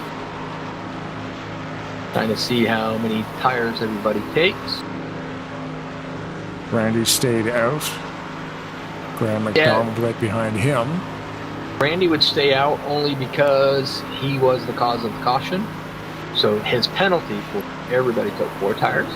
But his penalty for that is he has to actually drive through the pits on the second time by, take 4 tires in fuel, which guarantees that he will be at the end of the longest line. Now, some leagues will make you drive through and do a speed through the pits, so that guarantees to put you back there. But if you are the cause of the caution here, you have to just drive down, take full service, and then you drive out. So should somebody, let's say we have 3 laps of caution. So let's say, everybody goes out and they do their thing. Randy goes down through and he pits and he comes out. And I'm just going to say Pat McCarskey decides that he's going to pit on the 3rd time by and come out. Now, he's going to be behind in Randy Waugh because Randy did his penalty.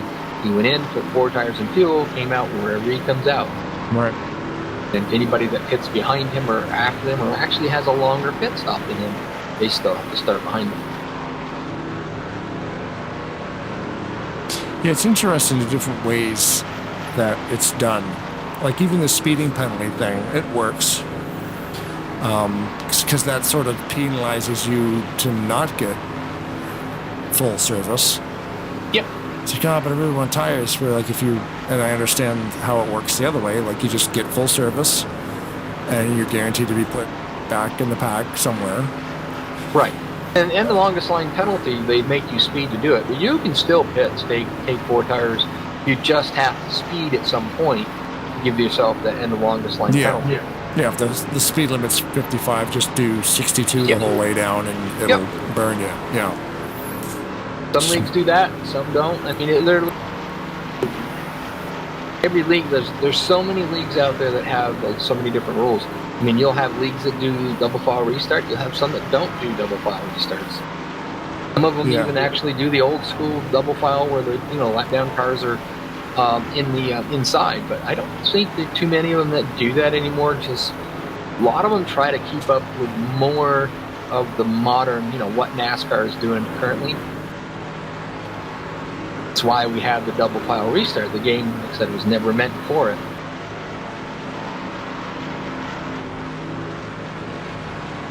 Looks like Graham McDonald headed to the pits there. Lights will go off on the pace car this time. YouTube chat. Ken Roberts asked if we get paid per yellow flag. No, we don't. We actually get it. We actually discount. The more yellows you have, the cheaper the race is. It's the opposite. Brian says he's going to fly back to Texas next Saturday. Is there a race next Sunday? Yes, there is. Right here on Primetime Racing.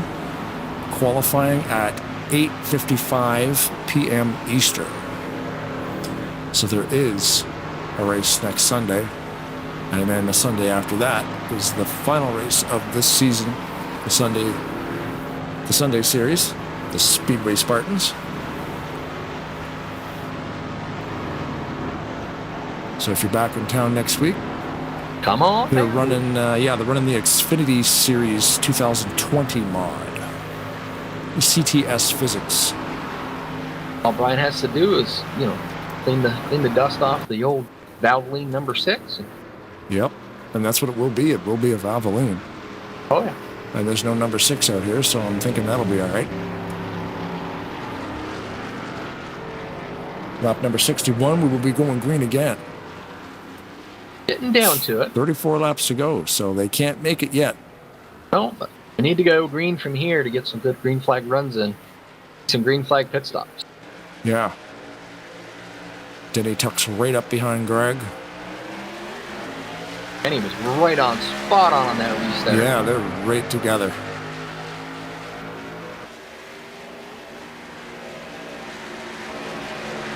Like Greg was telling us, man, you just keep it away from that high side. Yep.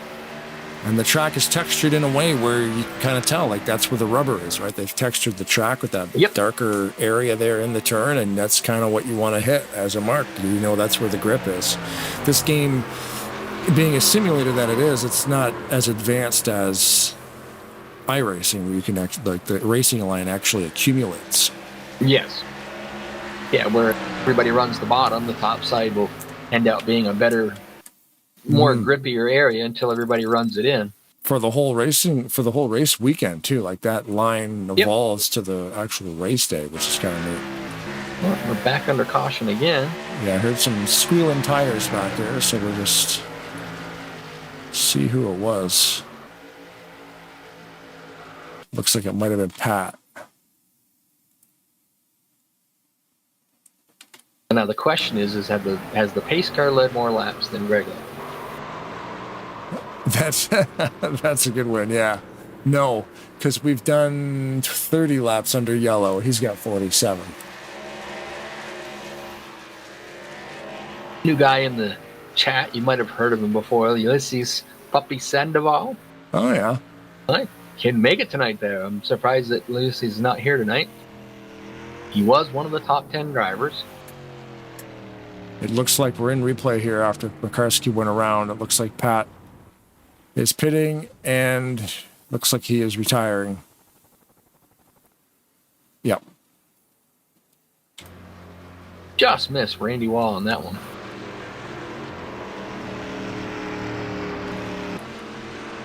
Oh, so Greg stayed out. Oh, you know what? Are we going to go into a replay here and see if there was a fake out? I don't know. Because if there was a fake out,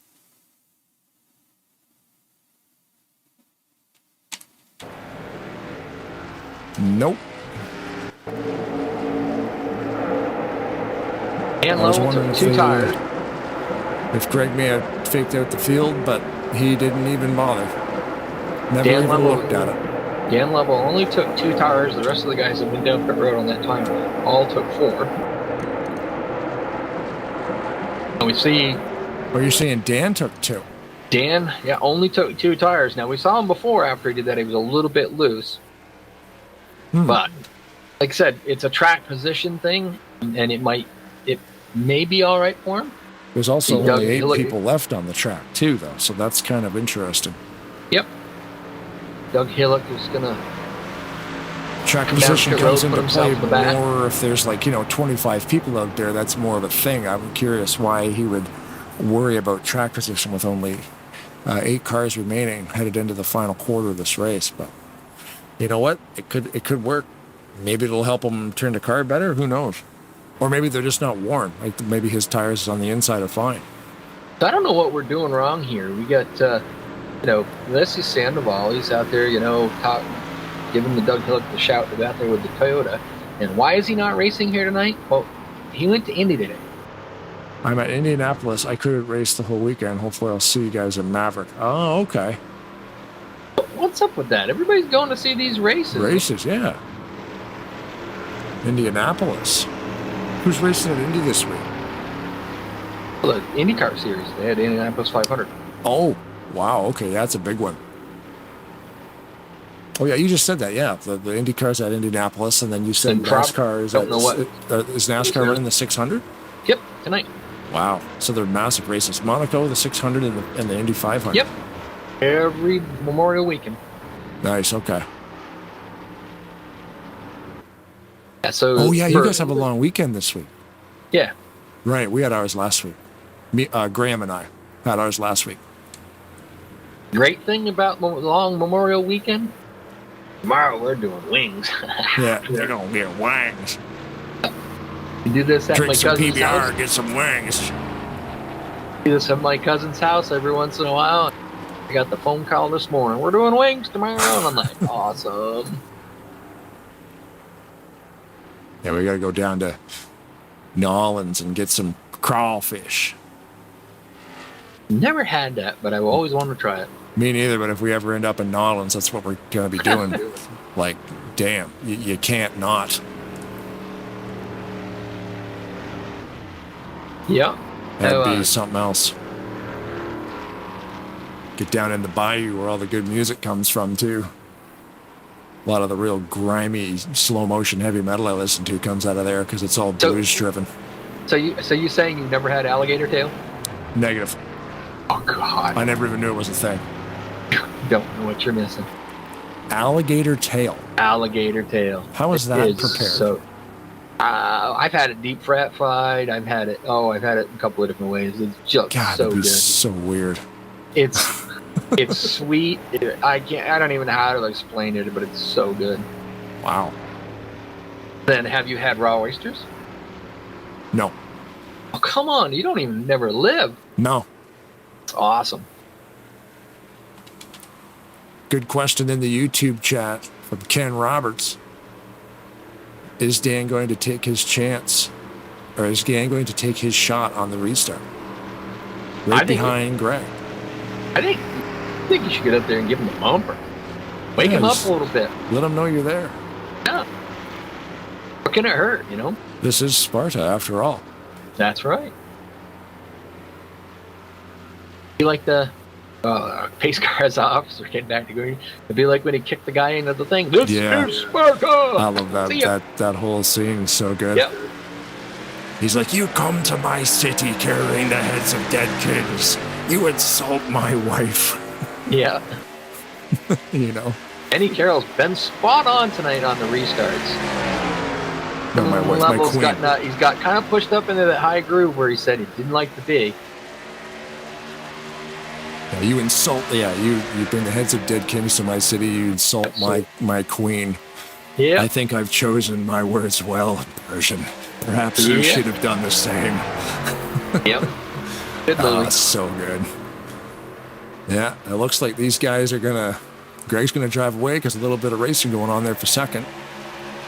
The 4 tires that Denny Carroll had, and the fact Denny's been spot on the restarts all night. He has been right there. Hasn't really been able to do much with it with Greg Lovell, but he's been spot on with it all night, and that got him just in the inside of Dan Lovell, putting Dan Lovell really, like we talked about before with him, where he didn't want to be up on that high groove. So, and I don't know, but those fresher tires, I just think that Denny might not want to be too rambunctious to try to get up there and take the lead from him, because I think he probably might use up a little bit more tires than he wants to get there. But yeah, I'm wondering too, like you were saying about the restarts, like dead spot on perfect with Greg the last couple times. Every time it goes green, they do not, like, Greg does not pull away from them, just like they're attached. Brian Marcellin in the chat is saying that the best race is the Coca-Cola 600. Yeah, that's a big one. I think it's Monaco. I'm sorry. I'm biased towards that, and I think it's Monaco. 600 is like an endurance race. Yep. Because it's like a twilight race, right? Does it not go from day to night? And the thing of it is how NASCAR does their things. It's either 500 miles or 500 laps, whatever comes first. It's the only one race that goes 600 miles. Yeah. So that extra 100 miles, that's crazy. It can be detrimental to a motor. Yeah. I remember that being like the 600 was always like, wait, what? Like every race is 400, 500. It never starts in the daylight, ends at night. Yeah. Track goes through so much changes due to the fact that the temperature of the track drops so down so much this time of year. Oh yeah, it's such a cool. Yep. It's such a cool thing to have it go from daylight into twilight into dark. Yeah. To have the shade coming into the corners, and then it goes pitch black, and then you're changing so much. Like the setup has to change so much over the whole night, and not to mention, like you said, 600 miles on a motor and on a driver. That's something else to win that thing. The Daytona 500 is a big one, but I almost think the 600 is even bigger. Because of all that strategy that has to go into the daylight shift. What you also don't realize is how fast they go around that track is unreal. I've been in the infield for qualifying, and it's just unreal. This was back when they used to run the Twisted Sisters, which was the older Tuck cars with the front ends were all skewed. And, it's just unreal how fast they get around that track. Because that's Charlotte, right? Yep. Yeah. Built on top of a landfill. Oh, really? Yeah. Don't litter unless you're going to build a racetrack on top. That's right.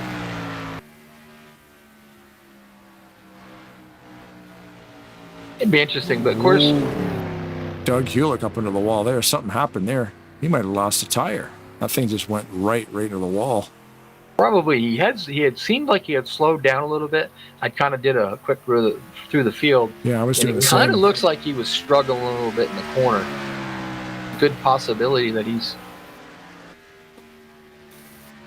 I mean, it looks interesting like to see if he's pitting. Yeah, it did not want to turn that into turn 3 and 4 there, but it looks it's not a tire issue because the car's still up. Now, he might be abusing that right front just a little bit, so it's gotten into the yellow already. I forget how long it's been since we went back for back green. Might have been abusing that right front just a little bit, and now he's got to just kind of slow down and take care of it. Get to that magical point, because right now we're almost 20 to go. So at any point in time, somebody might just think, well, hey, let's pit now once we get to the window, and maybe about 18 to go. They'll pit, put 4 fresh tires on it, fill it up with fuel, go out there and try to turn a little bit faster laps than the leader currently is, because they're on older tires, and maybe they just might be able to make up enough time to when they come out, you've got enough of a lead where they can't catch you. 2-second lead right now, Greg to second place, Denny Carroll. Being pestered a little bit, the Lovell brothers there. Those 2 tires that Dan Lovell starting to show up a little bit. know it wasn't a very big difference in it, but Brian Levels just kind of got underneath him now and put up to that high spot where he really doesn't want to be again. No. After talking to Greg, that high line is not going to work.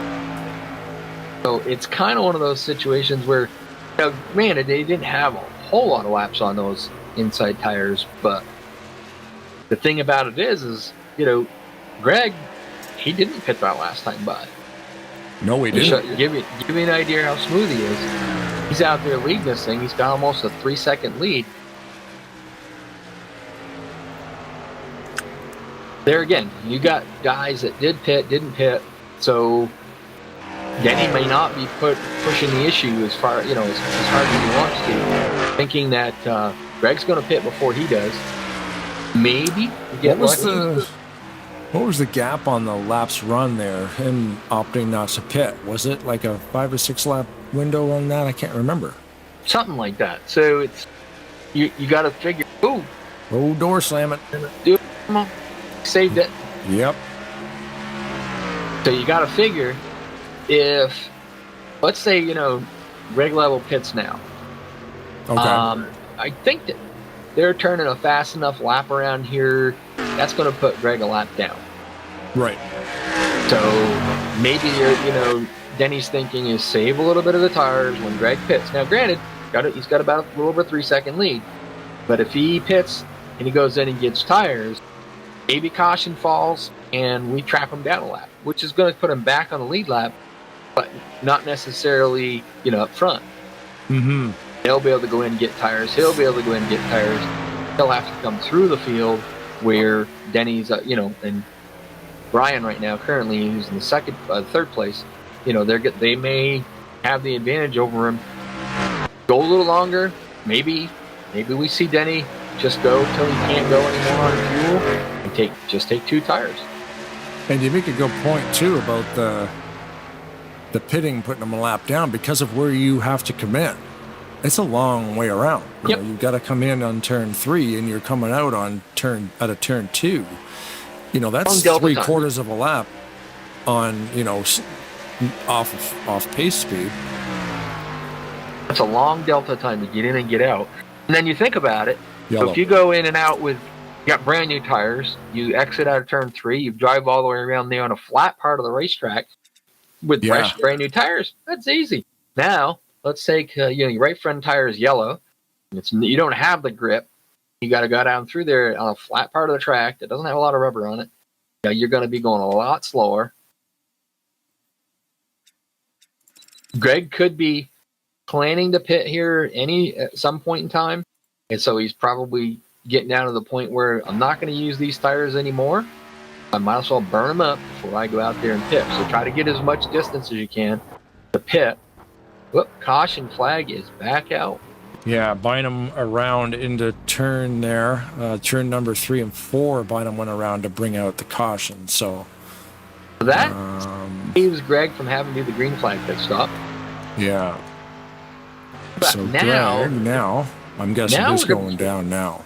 Oh yeah, he's going to have to pit this time. We'll watch him as he comes around on the back straightaway here. I'm guessing he's going in right now. Oh, I think everybody will go in with the exception. I know Doug Hillick and Bynum are a lap down.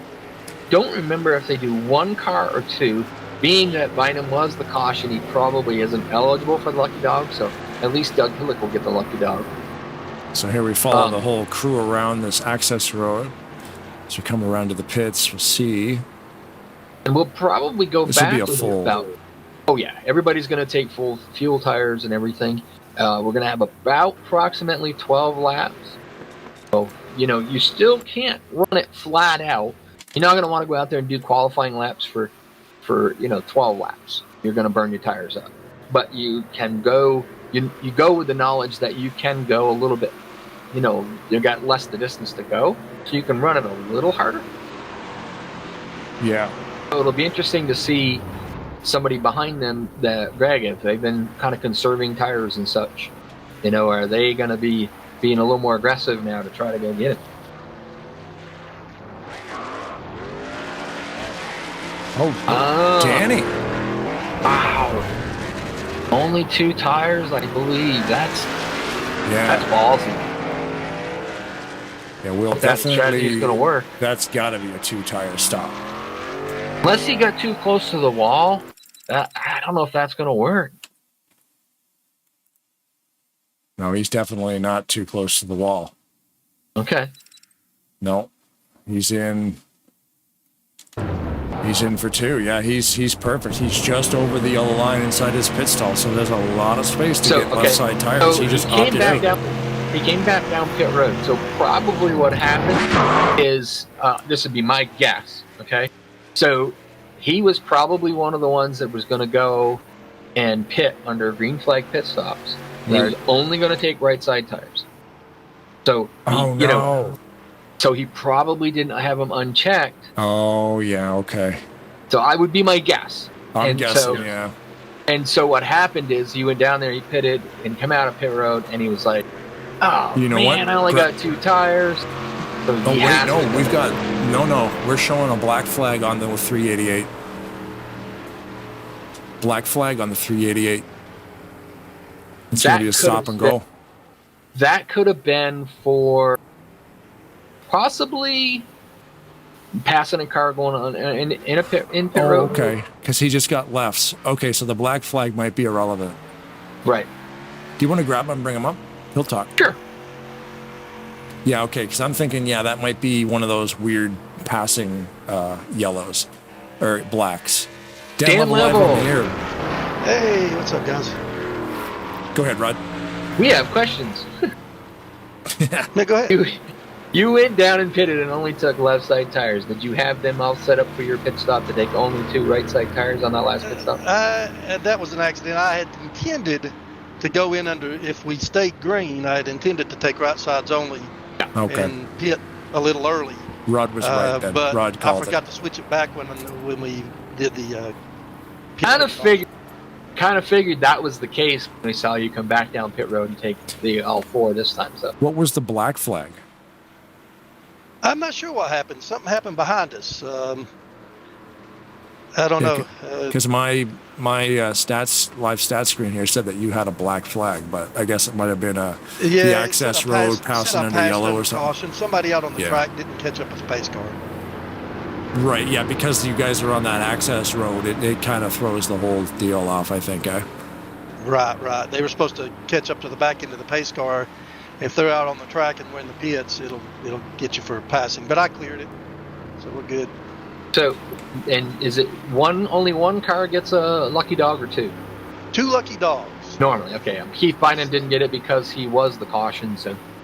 Right. If you cause the caution, you do not. Now, if you're involved, you get your lucky dog. Right. If you cause it, you do not. Okay. All right, buddy. Well, you're getting down to it, almost 10 laps to go, so we're going to get you back down there. Something for Greg and Denny there. I was battling with Denny, and he kind of brushed me up into the wall there as I was trying to get around him. But I know I had something for Denny. I don't know about Greg. Well, Greg got a tough one to catch. You got 10 laps to get him, so go get him. I'm going after, buddy. All right, good luck. Thank you. Greg Level, the series admin. You called that one. Yeah, of course I did. Come on, man. Yeah, he had it all set to go. That's why you pay me 22 cents an hour, because I know what I'm talking about. It's funny because, right when you said that, I'm like, he had his whole entire pit strategy set, ready to rock. Had the green flag pit strategy all figured out. And here we go. The pace car's on pit road. Double check it. Let's see if Denny gets another great start. He is on it tonight. I think he was actually the next pushing question: him. Can he do anything with it, though? Yeah, that's the thing. He's right there, but trying to find a way around Greg, man. Gonna be tough. He actually, I think he took that corner right. He was smart on the entry. Didn't overdrive the entry. Got a little bit better run off. He did. Dan Level's right there poking out. Now, that's the problem that Denny may have. Just, Dan Level getting in. Oh, Greg got loose. What a save. Like he said, he slapped that brake pedal and hooked that thing right back up. What a save he got right there. Denny Carroll was in the right place to make the move right there and just take the lead. That's the only mistake I think he's made all night, and he did it with like 9 laps to go. You're got to figure 9 laps. Got 9 laps to go. You're not so worried about them tires. He just went in there a little hotter than he needed to, and just had to lock it down to keep it from spinning out. Well, this is going to be something. This is going to be fun to watch now. Oh, Denny Carroll on loose off 4. Oh, Dan, Greg Lovell got together on the front stretch. Oh my gosh, this gives the lead right now currently to Randy Waugh. Wow. Okay, so we were talking to Randy at the start of this thing saying, man, you get 30 points if you can win a race. Now he's in first. Rare for Denny. Denny just overzealous on the exit of that corner. Lost the back of it a little bit. Just enough so where it just... I don't know if Dan got into him. It would be hard to say from what I saw. But if he did, it wasn't his fault because Denny was already slowing up. And then Dan moved up to try to hit Denny and hit Greg. Oh, what melee there. Everybody pretty much getting loose at the same time. It's just... So, yeah, Greg to the pits. He's going to need tires. Looks like Danny's taking the penalty. Dan Level's coming down too. Yeah, Dan went late, so that's going to be a penalty on there. But you know what? Take the penalty. Randy Waugh, he stayed out. Okay, not a bad move. I think I would have called him at least taken 2. Then you got Keith Bynum, who's going to be your lucky dog because he is a lap down. You're going to have Graham McDonald behind him. Doug Hillock, who's still on the lead lap, is currently in the 3rd position. He did not pit, but that doesn't mean that he won't. I don't see Randy pitting. This is hard to say. You're going to have about 5 or 6 laps. Okay, Greg's off first. Full service. He got all 4. I don't know. Huh. I don't know. We're running out of time. Bynum's going to he's going to get the lucky dog. He's going to be out of the, I believe he gets lucky dog with 10 to go. And he's going to be out of the picture. So he's coming down to pit now, and which if he's a lucky dog, you do that anyways, but also within less than 10 to go, if you are a lap down, you actually are required to go down through the second time by, which puts all the lead lap cars together. Yeah. Yeah, they don't want a lapper in the mix. Yes. Okay, so that puts Bynum to the end of the line. He faked it, but then he came back out. So he's going to be starting 3rd. Wow. Okay. Which 2 cars behind Randy Waugh. That's a help. That's a big help. But let's see, Hulick 3rd. Okay, yeah, he is starting 3rd. Okay, I didn't know what he was doing there. It looks like he was just trying to find a spot. Well, I think he went fake down pit road, and then I think at the last minute decided, why not? Yeah. Maybe I can, who knows? Maybe I can get lucky. And so he stayed out, which that gets a cushion for Randy Waugh of 2 cars. Now, is that going to be a big benefit? They all pitted not that long ago. But if Graham McDonald and Doug Hillock can stay where they are and keep Greg behind them, that's a big advantage. Who knows? Graham McDonald, maybe I think he might have something for Randy Waugh. And Greg's got, all those guys got fresh 4 tires. And that's a big deal at 3X. There's going to be, probably about 5 or 6 laps to go here when we go green. And Greg is just, 70 laps led tonight. Yeah. In a 94-lap race. And makes one mistake. Made one mistake, and now he's in 4th. Still has opportunity to win. Yeah, he can still win it. He's got to get around these guys. And I don't know if 5 laps is enough time to do it. But you also got to figure, he's got to be able to get by the guys in front of him while holding off Brian Level, Denny Carroll, Dan Level. Well, and the only way to do it is for it to go green the rest of the way. Well, if you get another yellow, you can't pass anybody. Because if a caution comes out, you're right. Yeah. Even though they will race back. They will race back when if the caution should come out. Mm-hmm. Once they get to the caution, there's no more passing. That that's probably the end of the race because we're going to be down to around 4 or 5 laps if left. another yellow comes out, that's the last flag. Pretty much, I believe you're correct. We are in a race back situation though, and they are allowed to block within 3. We're going to be close to that. Mm-hmm. So currently in first, Randy Waugh. Second place, Graham McDonald. Third place, Doug Hillick. And Greg Lovell with 70 laps led tonight in 4th. You got Brian Level, Dan Level, Denny Carroll, which the guys are going to be hungry with 4 fresh tires. The other guys aren't that old on tires. The guys, those 4 cars behind them, top 3, are going to have better tires.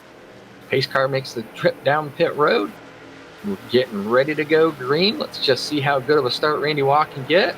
Yep, lap 90 right here. You got a good launch. Good launch. Yep. Denny Carroll got his usual good launch. He's on the high side. Don't see that working well for him. Doug Hillock gets passed by Greg Lovell. And he's got a pretty good lead going down the backstretch. Yeah. Ooh. Greg kind of made a move to go underneath Graham McDonald and almost took the nose off of Brian Lovell's car.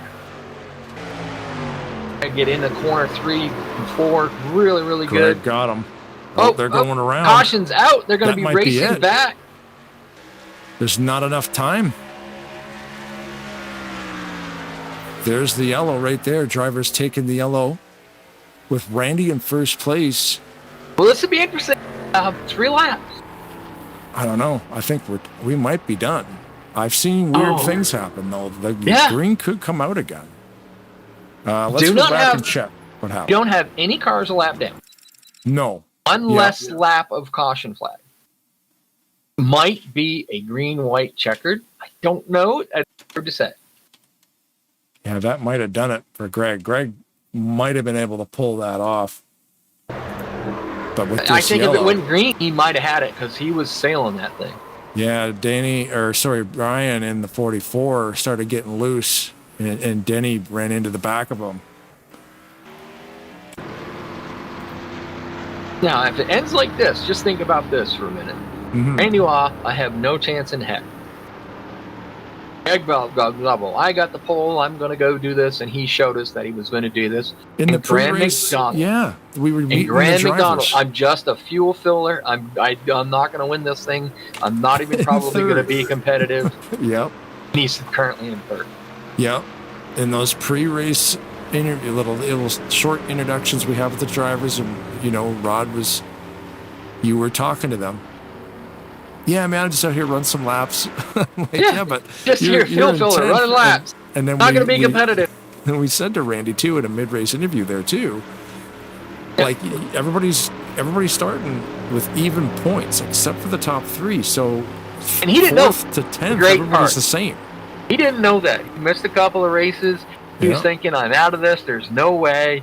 And now, I don't think he'll take over the points lead. No. Because Greg Lovell's going to have the most laps led. Plus, he's got the 40 extra points. But I wouldn't be surprised if he's pretty close to the top 3. Yeah, because the first place was 40, second place was 20, I think third place was 10, and then 4th to 10th didn't get any bonus points. They all have an even 1,000. Even if he doesn't, because it was Greg Lovell, Dan Lovell, and Denny Carroll. Wasn't it, or was it Brian Lovell? I forget now. But anyways, they already have a little bit more of a cushion. But and I think everybody got a lap led tonight. Yeah, because it's Greg Lovell, Dan Brian didn't Lovell, leave and a Denny lap. Carroll are your top 3. Everybody else on that screen has an even 1,000 points. So Dan Lovell and Doug Hillick are the only 2 drivers that have not led a lap tonight. See if the lights go off. Be interesting. Nope. They are on. Yeah. So I think that's going to be it then. Upset of the century. I mean, wow. I'm happy for Randy. Wow, that is very, very cool. But just, you know, he didn't think he had a chance. You know, he was going to give it his all, do the best he could. And strategy played out the way he wanted it to. Circumstances played out. And it looks like he very well might be the guy that comes out and takes this away from Greg Lovell tonight. Yeah, an unbelievable set of circumstances where, you know, the only mistake that Greg made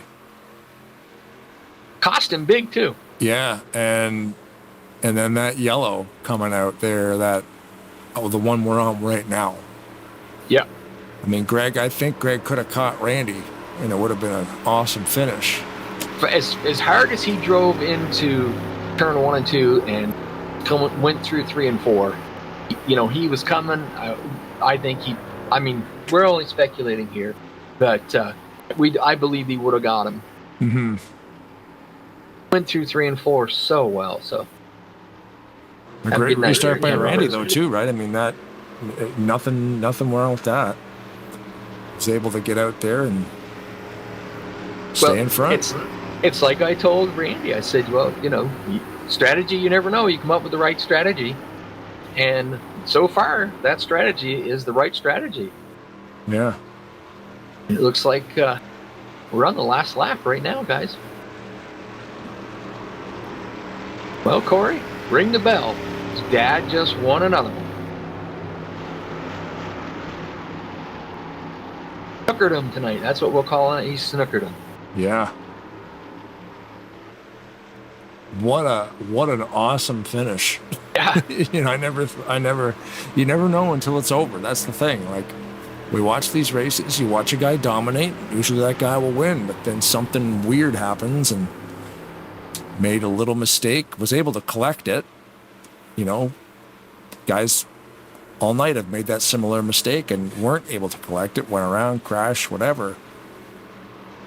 But Greg was able to collect it, lost a couple spots, and then kind of just got stuck back there, and Randy was able to take advantage of it.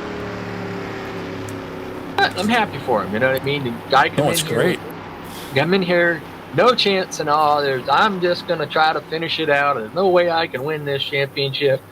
And then he goes out, wins the race, puts himself in a position to win the championship. So, still, got to be hard to beat Greg Lovell, but he can do it. He proved it to us tonight.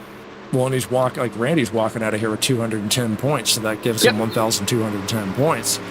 Yep. So he goes from 10th right up to, well, we'd have to see where the other guys, there's the bump.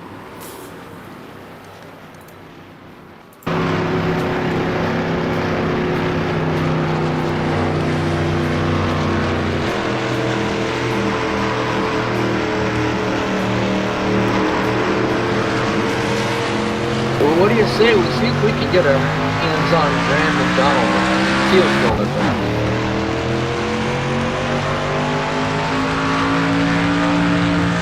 Graham McDonald, the fuel filler for tonight, came here just to put a few more cars into the field.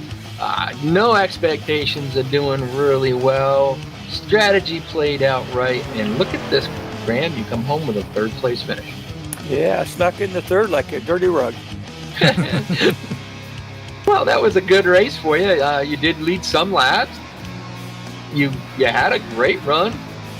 We're off and on up towards the front. You know, not really a bad race for you, being the only Dodge in the field tonight. Yeah, just couldn't get the hang of this track and stay out front. I'd say you did pretty good strategy there. That worked out in your favor. Well, I'm thinking after that last green, or after that last yellow, we would have went green about 5 to go. Figured my tires were still good. I'd just stay up front and hold them up a little bit. That is awesome. I'm very, very, very excited for you. Happy for you. Glad to see you get up there and at least mix it up with these guys. You didn't, have too many problems for the night. So I'm going to give you the opportunity to thank the people that got you here and, maybe plug a little bit of your Friday night series. Yeah, I just want to say thanks to Dan and Greg for hosting this thing. A little bit better of a crowd might have been good, but the weekend and then the races on TV probably didn't help. Yeah. Yeah, and we usually got good crowds out on Friday, Saturday nights. It was a little bit lower this weekend, but still over 20. Well, congratulations on your third place finish, buddy. Glad to see you do so well, and good luck. We'll be seeing you soon, probably, but have a great night, bud. Yeah, hoping to get you guys out to broadcast our playoff races. I'm pretty sure that Blaine would be glad to do it for you. Yeah, he's got to get permission from the wife. Yeah, I got to see what we're doing. I got the dates. I got to check her calendar before I checked mine. Mine's good. You got to check her calendar now. What's going on? All right. Congratulations on the third place finish, Graham. We'll talk to you soon, bud. Okay. See you later. The man that had it all won.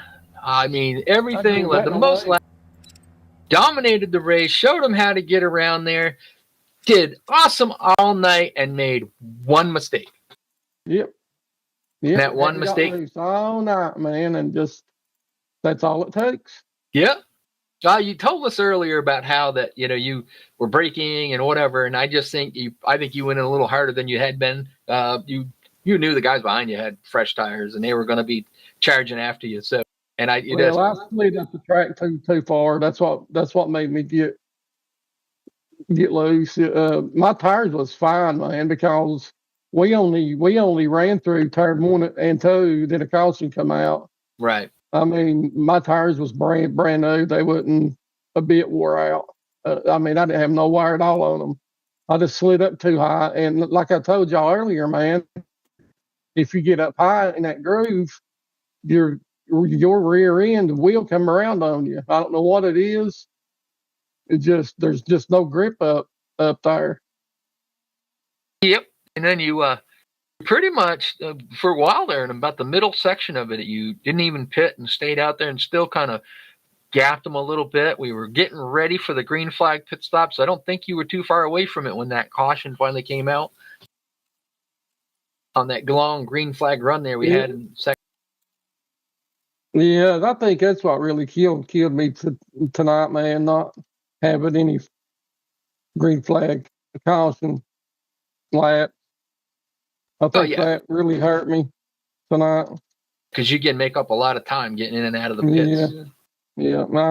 I'm pretty good at pitting, so. Oh no, I've raced you, Matt, plenty, buddy. Yeah, just some of them just don't go your way, at the end. I don't know. You should still have the points lead with the points that you accumulated tonight, and your bonus points. You did lead 70 laps of the race tonight.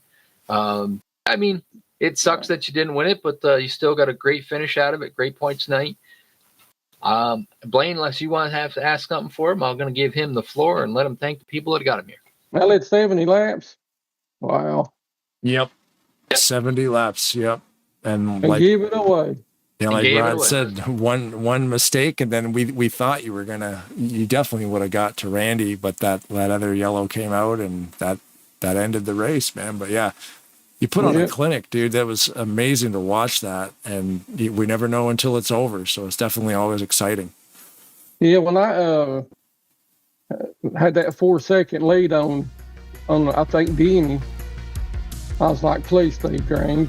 Please stay green the rest of the way. And we didn't have one green flag pit stop, man. This is a tough track. Yeah. It just is. But we're gonna run it more often, man, so people can get used to it. Get used to driving it. We're gonna keep the same setup. There's nothing wrong with the setup. The setup's wonderful. But we are gonna run it more during the regular season and maybe during championship again. But it's a really fun track. I like this track a whole lot better than them other Homestead tracks, like that SDT track and that's banked and gripped up. I like this track way better. You know me, I've always liked the flat track, so I'm kind of partial to it myself. So this kind of reminds me of New Hampshire with longer corners. Yep. I mean, that's really all it is. All right, buddy. Well, unfortunately, you didn't take away the win tonight, but we're going to give you the floor is yours to thank the people that got here and whatnot. And, well, we'll see you again next week, and hopefully you'll be able to win that one. Yeah, where are we next week? Atlanta? California. Yep. California? Yeah. Yeah, man. But anyway, I'd like to thank Danny for all he does, man. He gives he gives out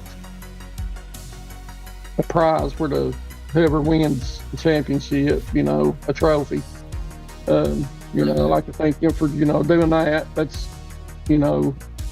it's something to race for and just to remember the past, just something to have to look back on. I like trophies, but who doesn't? Tell him what I do with mine, but go ahead. I'd like to thank Kay for the server, man. He does a lot, and Graham and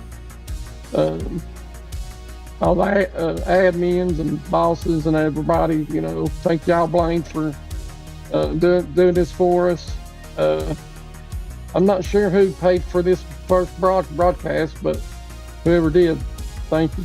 I'm not sure if it was Danny or somebody else, but thanks for whoever paid for it. That's about it, I guess.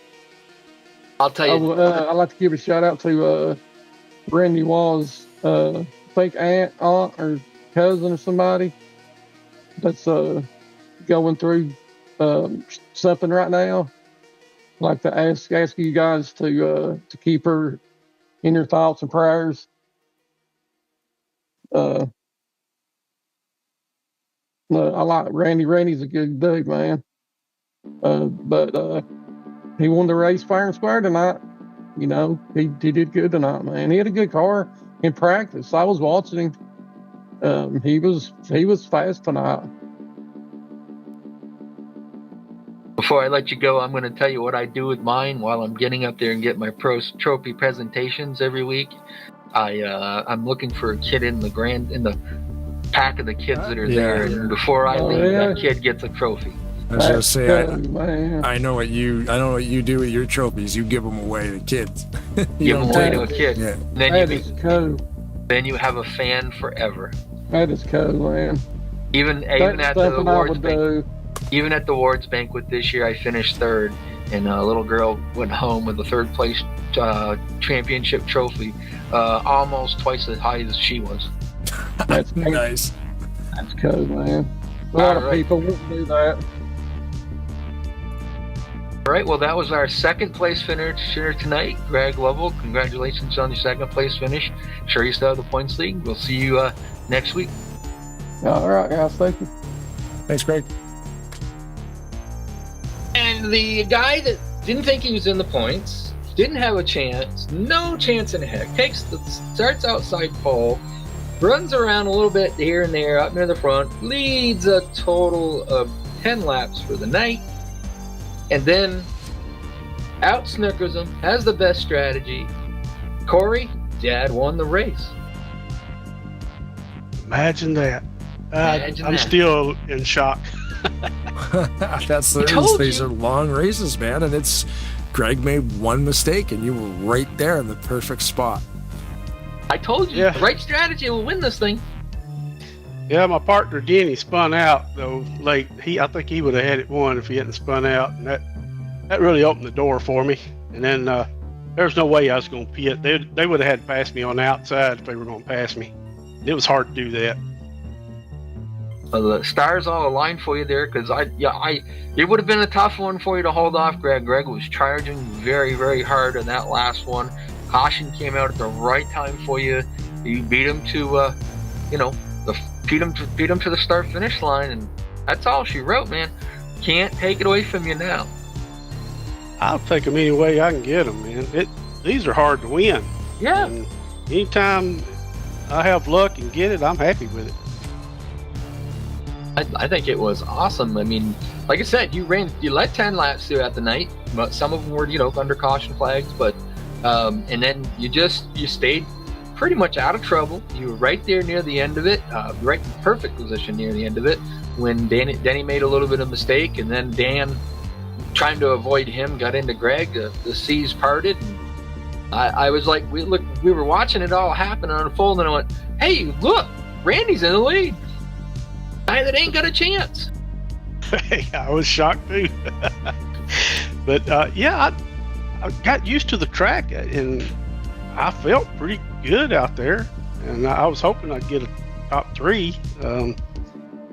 But it was really hard to pass unless you're just super fast. Greg didn't have any problem passing anybody, but I couldn't pass him. I could stay with him, but I couldn't pass him.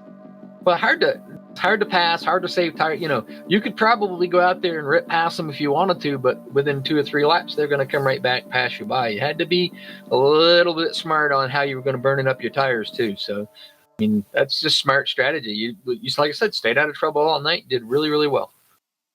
Yeah, I made sure I didn't slide my tires in the corners. I was trying to save those a little bit. But yeah, you're right. If I really pushed it, I might could have got by a couple guys, but like I said, I was just trying to save tires and stay out of trouble. So now that you won this one, that helps you out. It probably didn't quite beat Greg in points, but I imagine you're probably right there in the top 3, top 4. What do you think your chances next week are in California? I'm not too bad at California, actually. Yeah, I've seen you run there pretty good. Yeah, actually, I won California in another league, so I feel pretty confident. I think I could get a top 3 or 4 finish there for sure. That's what we like to hear from the guy that says, I don't have a chance at this. Well, this track, it's the first time I've ever raced this track. Yeah. And when I first got on there, I couldn't even make a lap without spinning out. And then Denny helped me out a lot, and I learned how to drive it, and I practiced a little bit, and then finally it just clicked, and I figured it out. That is awesome. Blaine, if there's anything you got for Randy? Yeah, I was going to say that we take the top 10 from your regular season, and they reset everybody's points to 1,000 even, and then the top 3 guys got the extra bonus points. So 4th to 10th, which is where you came in 10th, you guys were all even, so really, you're all 4th. Really, you're all tied for 4th. So for you to come out here and win this thing, you get the 30 bonus points for winning, which is massive, because the 3rd position gets 2 bonus points, 2nd place gets 5 bonus points, but the winner in these last 3 races, the playoff races, they get 30 bonus points. It's huge. 30? No, 15. What was the... Am I saying that wrong? 1 second. Where's my screen? 15. So you get 15 bonus points. So it's 2, 5, and then 2 bonus points for 3rd, 5 bonus points for 2nd, 15 bonus points to win. So you got crazy amount of bonus points. You're definitely up, like you said, up there. I think it's going to be a 4th or 3rd now once they tally all these things. And they still have to go through reviews. It's always unofficial results because, they have to go through penalties and possible stuff like that. But I guess what I'm trying to say is it's never over till it's over. And if you can win another one of these things, that would be another 15 bonus points. It really is a neat... I really like what they've done with the point situation in these playoff races. It really, if it's, oh man, it's only 3 races, what can you really do? That makes it possible to really do a lot. If you can be up there and actually maybe win, or even those podiums with those bonus points, it's going to be an exciting 3 races to see who comes out of this thing. Yeah, that's something to look forward to. I hadn't even thought about all that. I was just racing because I like to race. Yeah, just show up and run it. Well, it's cool. So California next week and then Spartan. Have you ever raced at Spartan? Yeah, I have. I don't remember how well I did there. But, Actually, no, I'm not sure I have. I've never seen it. I know it's a rebranded version of something else. Danny was telling us, so I'm not sure. Maybe I have seen it, but I don't believe I have, because it's a fictional track, and then they asked permission to rebrand it as Spartan Raceway, or Spartan Speedway. So that'll be a cool finale to watch what you guys can do on that thing in a brand new track. Get to broadcast that'll be kind of fun. Yeah. If I remember correctly, it has some really tight turns. I have to look at it. I'm not sure, but I know I've practiced on it, but I'm not sure if I've raced on it. Yeah, I think Danny compared it to just being almost like a gigantic circle. It's like it's got like the front and back straightaways sound like they're both dogleg. Oh yeah, I think I remember that. Yeah, that should be fun. But anyway, yeah, man, I guess long story short, congratulations. It's never over till it's over. So this is fantastic. Right, off to a great start with race number 1 of 3 in the playoffs. And we'll let you do what you got to do with your thank yous and shout outs. All right. Thank you guys for putting this on. I want to do a shout out to all the men and women that gave their lives for us for this weekend. I mean, I don't know if everybody knows what this weekend's for. It's not really for veterans. I'm a veteran, but it's for guys that sacrificed their lives for our country. I want to shout out to my friend Debbie, who's having heart surgery Tuesday. Shout out to my sons Christian and Corey, grandsons Adrian, Asher, and Asa. And Corey's here with me tonight, but he's already in bed. He didn't get to see this, so we'll be watching this in the morning. Cool. And I know he'll be excited. So, Awesome. Corey, we got us another one. This is I'm on a roll right now, and I'm waiting for the bottom to fall out, because I've won 4 in the last 2 weeks, and I've gotten a second, a third, and 2 fourths. So I'm waiting for the bottom to fall out. I bet God's been with me so far. Which leagues? Let's see, RTG, PRL mostly. Yeah, that's it. And good company though, man. Those are like, between those 2 leagues, it's no slouch. You're not racing with slouches. No. Yeah, it helps when you got friends out there though. You know, I got a couple of them that help me out now, and it's made a world of difference. Especially at the super speedways. It's almost impossible to win without some help. Yeah. But I'm thankful for it, and shout out to those guys, the ones that helped me out. I'm not gonna call them all out by name because I might forget one, but I do appreciate their help, and we seem to run good together. Well, there you have it. Tonight's winner, the guy that just showed up with no idea that he had even a chance, and he went out and used the strategy wisely and took away the win. So congratulations, Randy, on your win tonight. Thank you, guys. We got one, Corey. Thanks, Randy. Congratulations. Enjoy your long weekend. All right, thank you, and y'all too. Be safe. There you go. Wicked race. That was actually pretty cool. A guy that didn't think he had a chance went out there and used the right strategy, and then took it and snuck it away with it. So. And now we know why we had a little bit of a lighter field this evening. I forgot that you guys had your Memorial Day, so that. But you got to figure today's racing, and a lot of these guys that are racing, Cinelius Sandoval was out in Indy, and Brian Rosson was over at Lucky Guy in Monaco. Yeah, a bunch of guys are probably at the 600, because why wouldn't you be if you lived in North Carolina? I know a lot of the guys that race. I mean, a lot of guys. Everybody comes from everywhere, but North Carolina with the 600. I mean, there's a lot of people that definitely are close to that track that definitely probably went to that race. So that's cool too. Plus, you got guys that make the pilgrimage. People will drive quite a while. They go down, spend a weekend. Have fun with it. And, put the camper down in the infield where we used to have our studios. And just have fun, have a good time. Right next to the Sullens Winnebago in turn 2. Yeah. It's funny because I got a friend at a job I used to have there a couple of years ago. I've always been a courier, but I'm with FedEx now. But anyway, when I was at this other place, this guy, Chad, him and the boys always go somewhere every year since high school, right? We're like in our 40s now. And he's like, they've done theme parks, they've done baseball games, they've done, all this stuff. He's like, we're thinking of going NASCAR race. I'm like, oh, that'd be wild. So the first one they went to was Michigan. I'm like, cool. And then they went to Nashville or something. So now every year they've been doing a NASCAR race. They've been picking a track and they rent the motorhome. I think there's 5 or 6 of them. You pull your money together, rent the motorhome, and they go for the whole week. And I'm like, and they're not even NASCAR fans. They're just like, what are we gonna do? Well, how about we go do the NASCAR thing and live at the track for 5 days?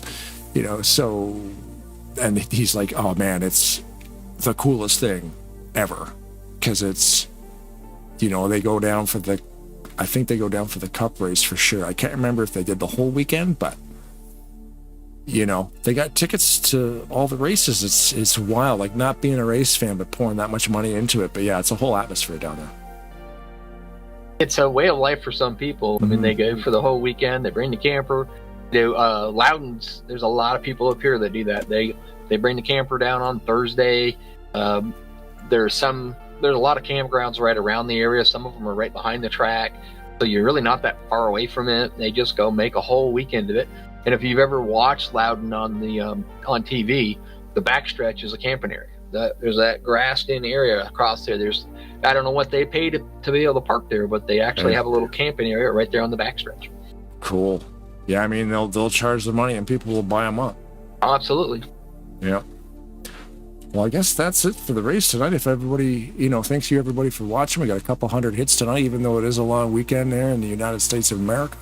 So not very many likes. We got to get working on them likes. But yeah, how many we got for Monday? Did we check? I can't even see. I saw one when I left. I got 4.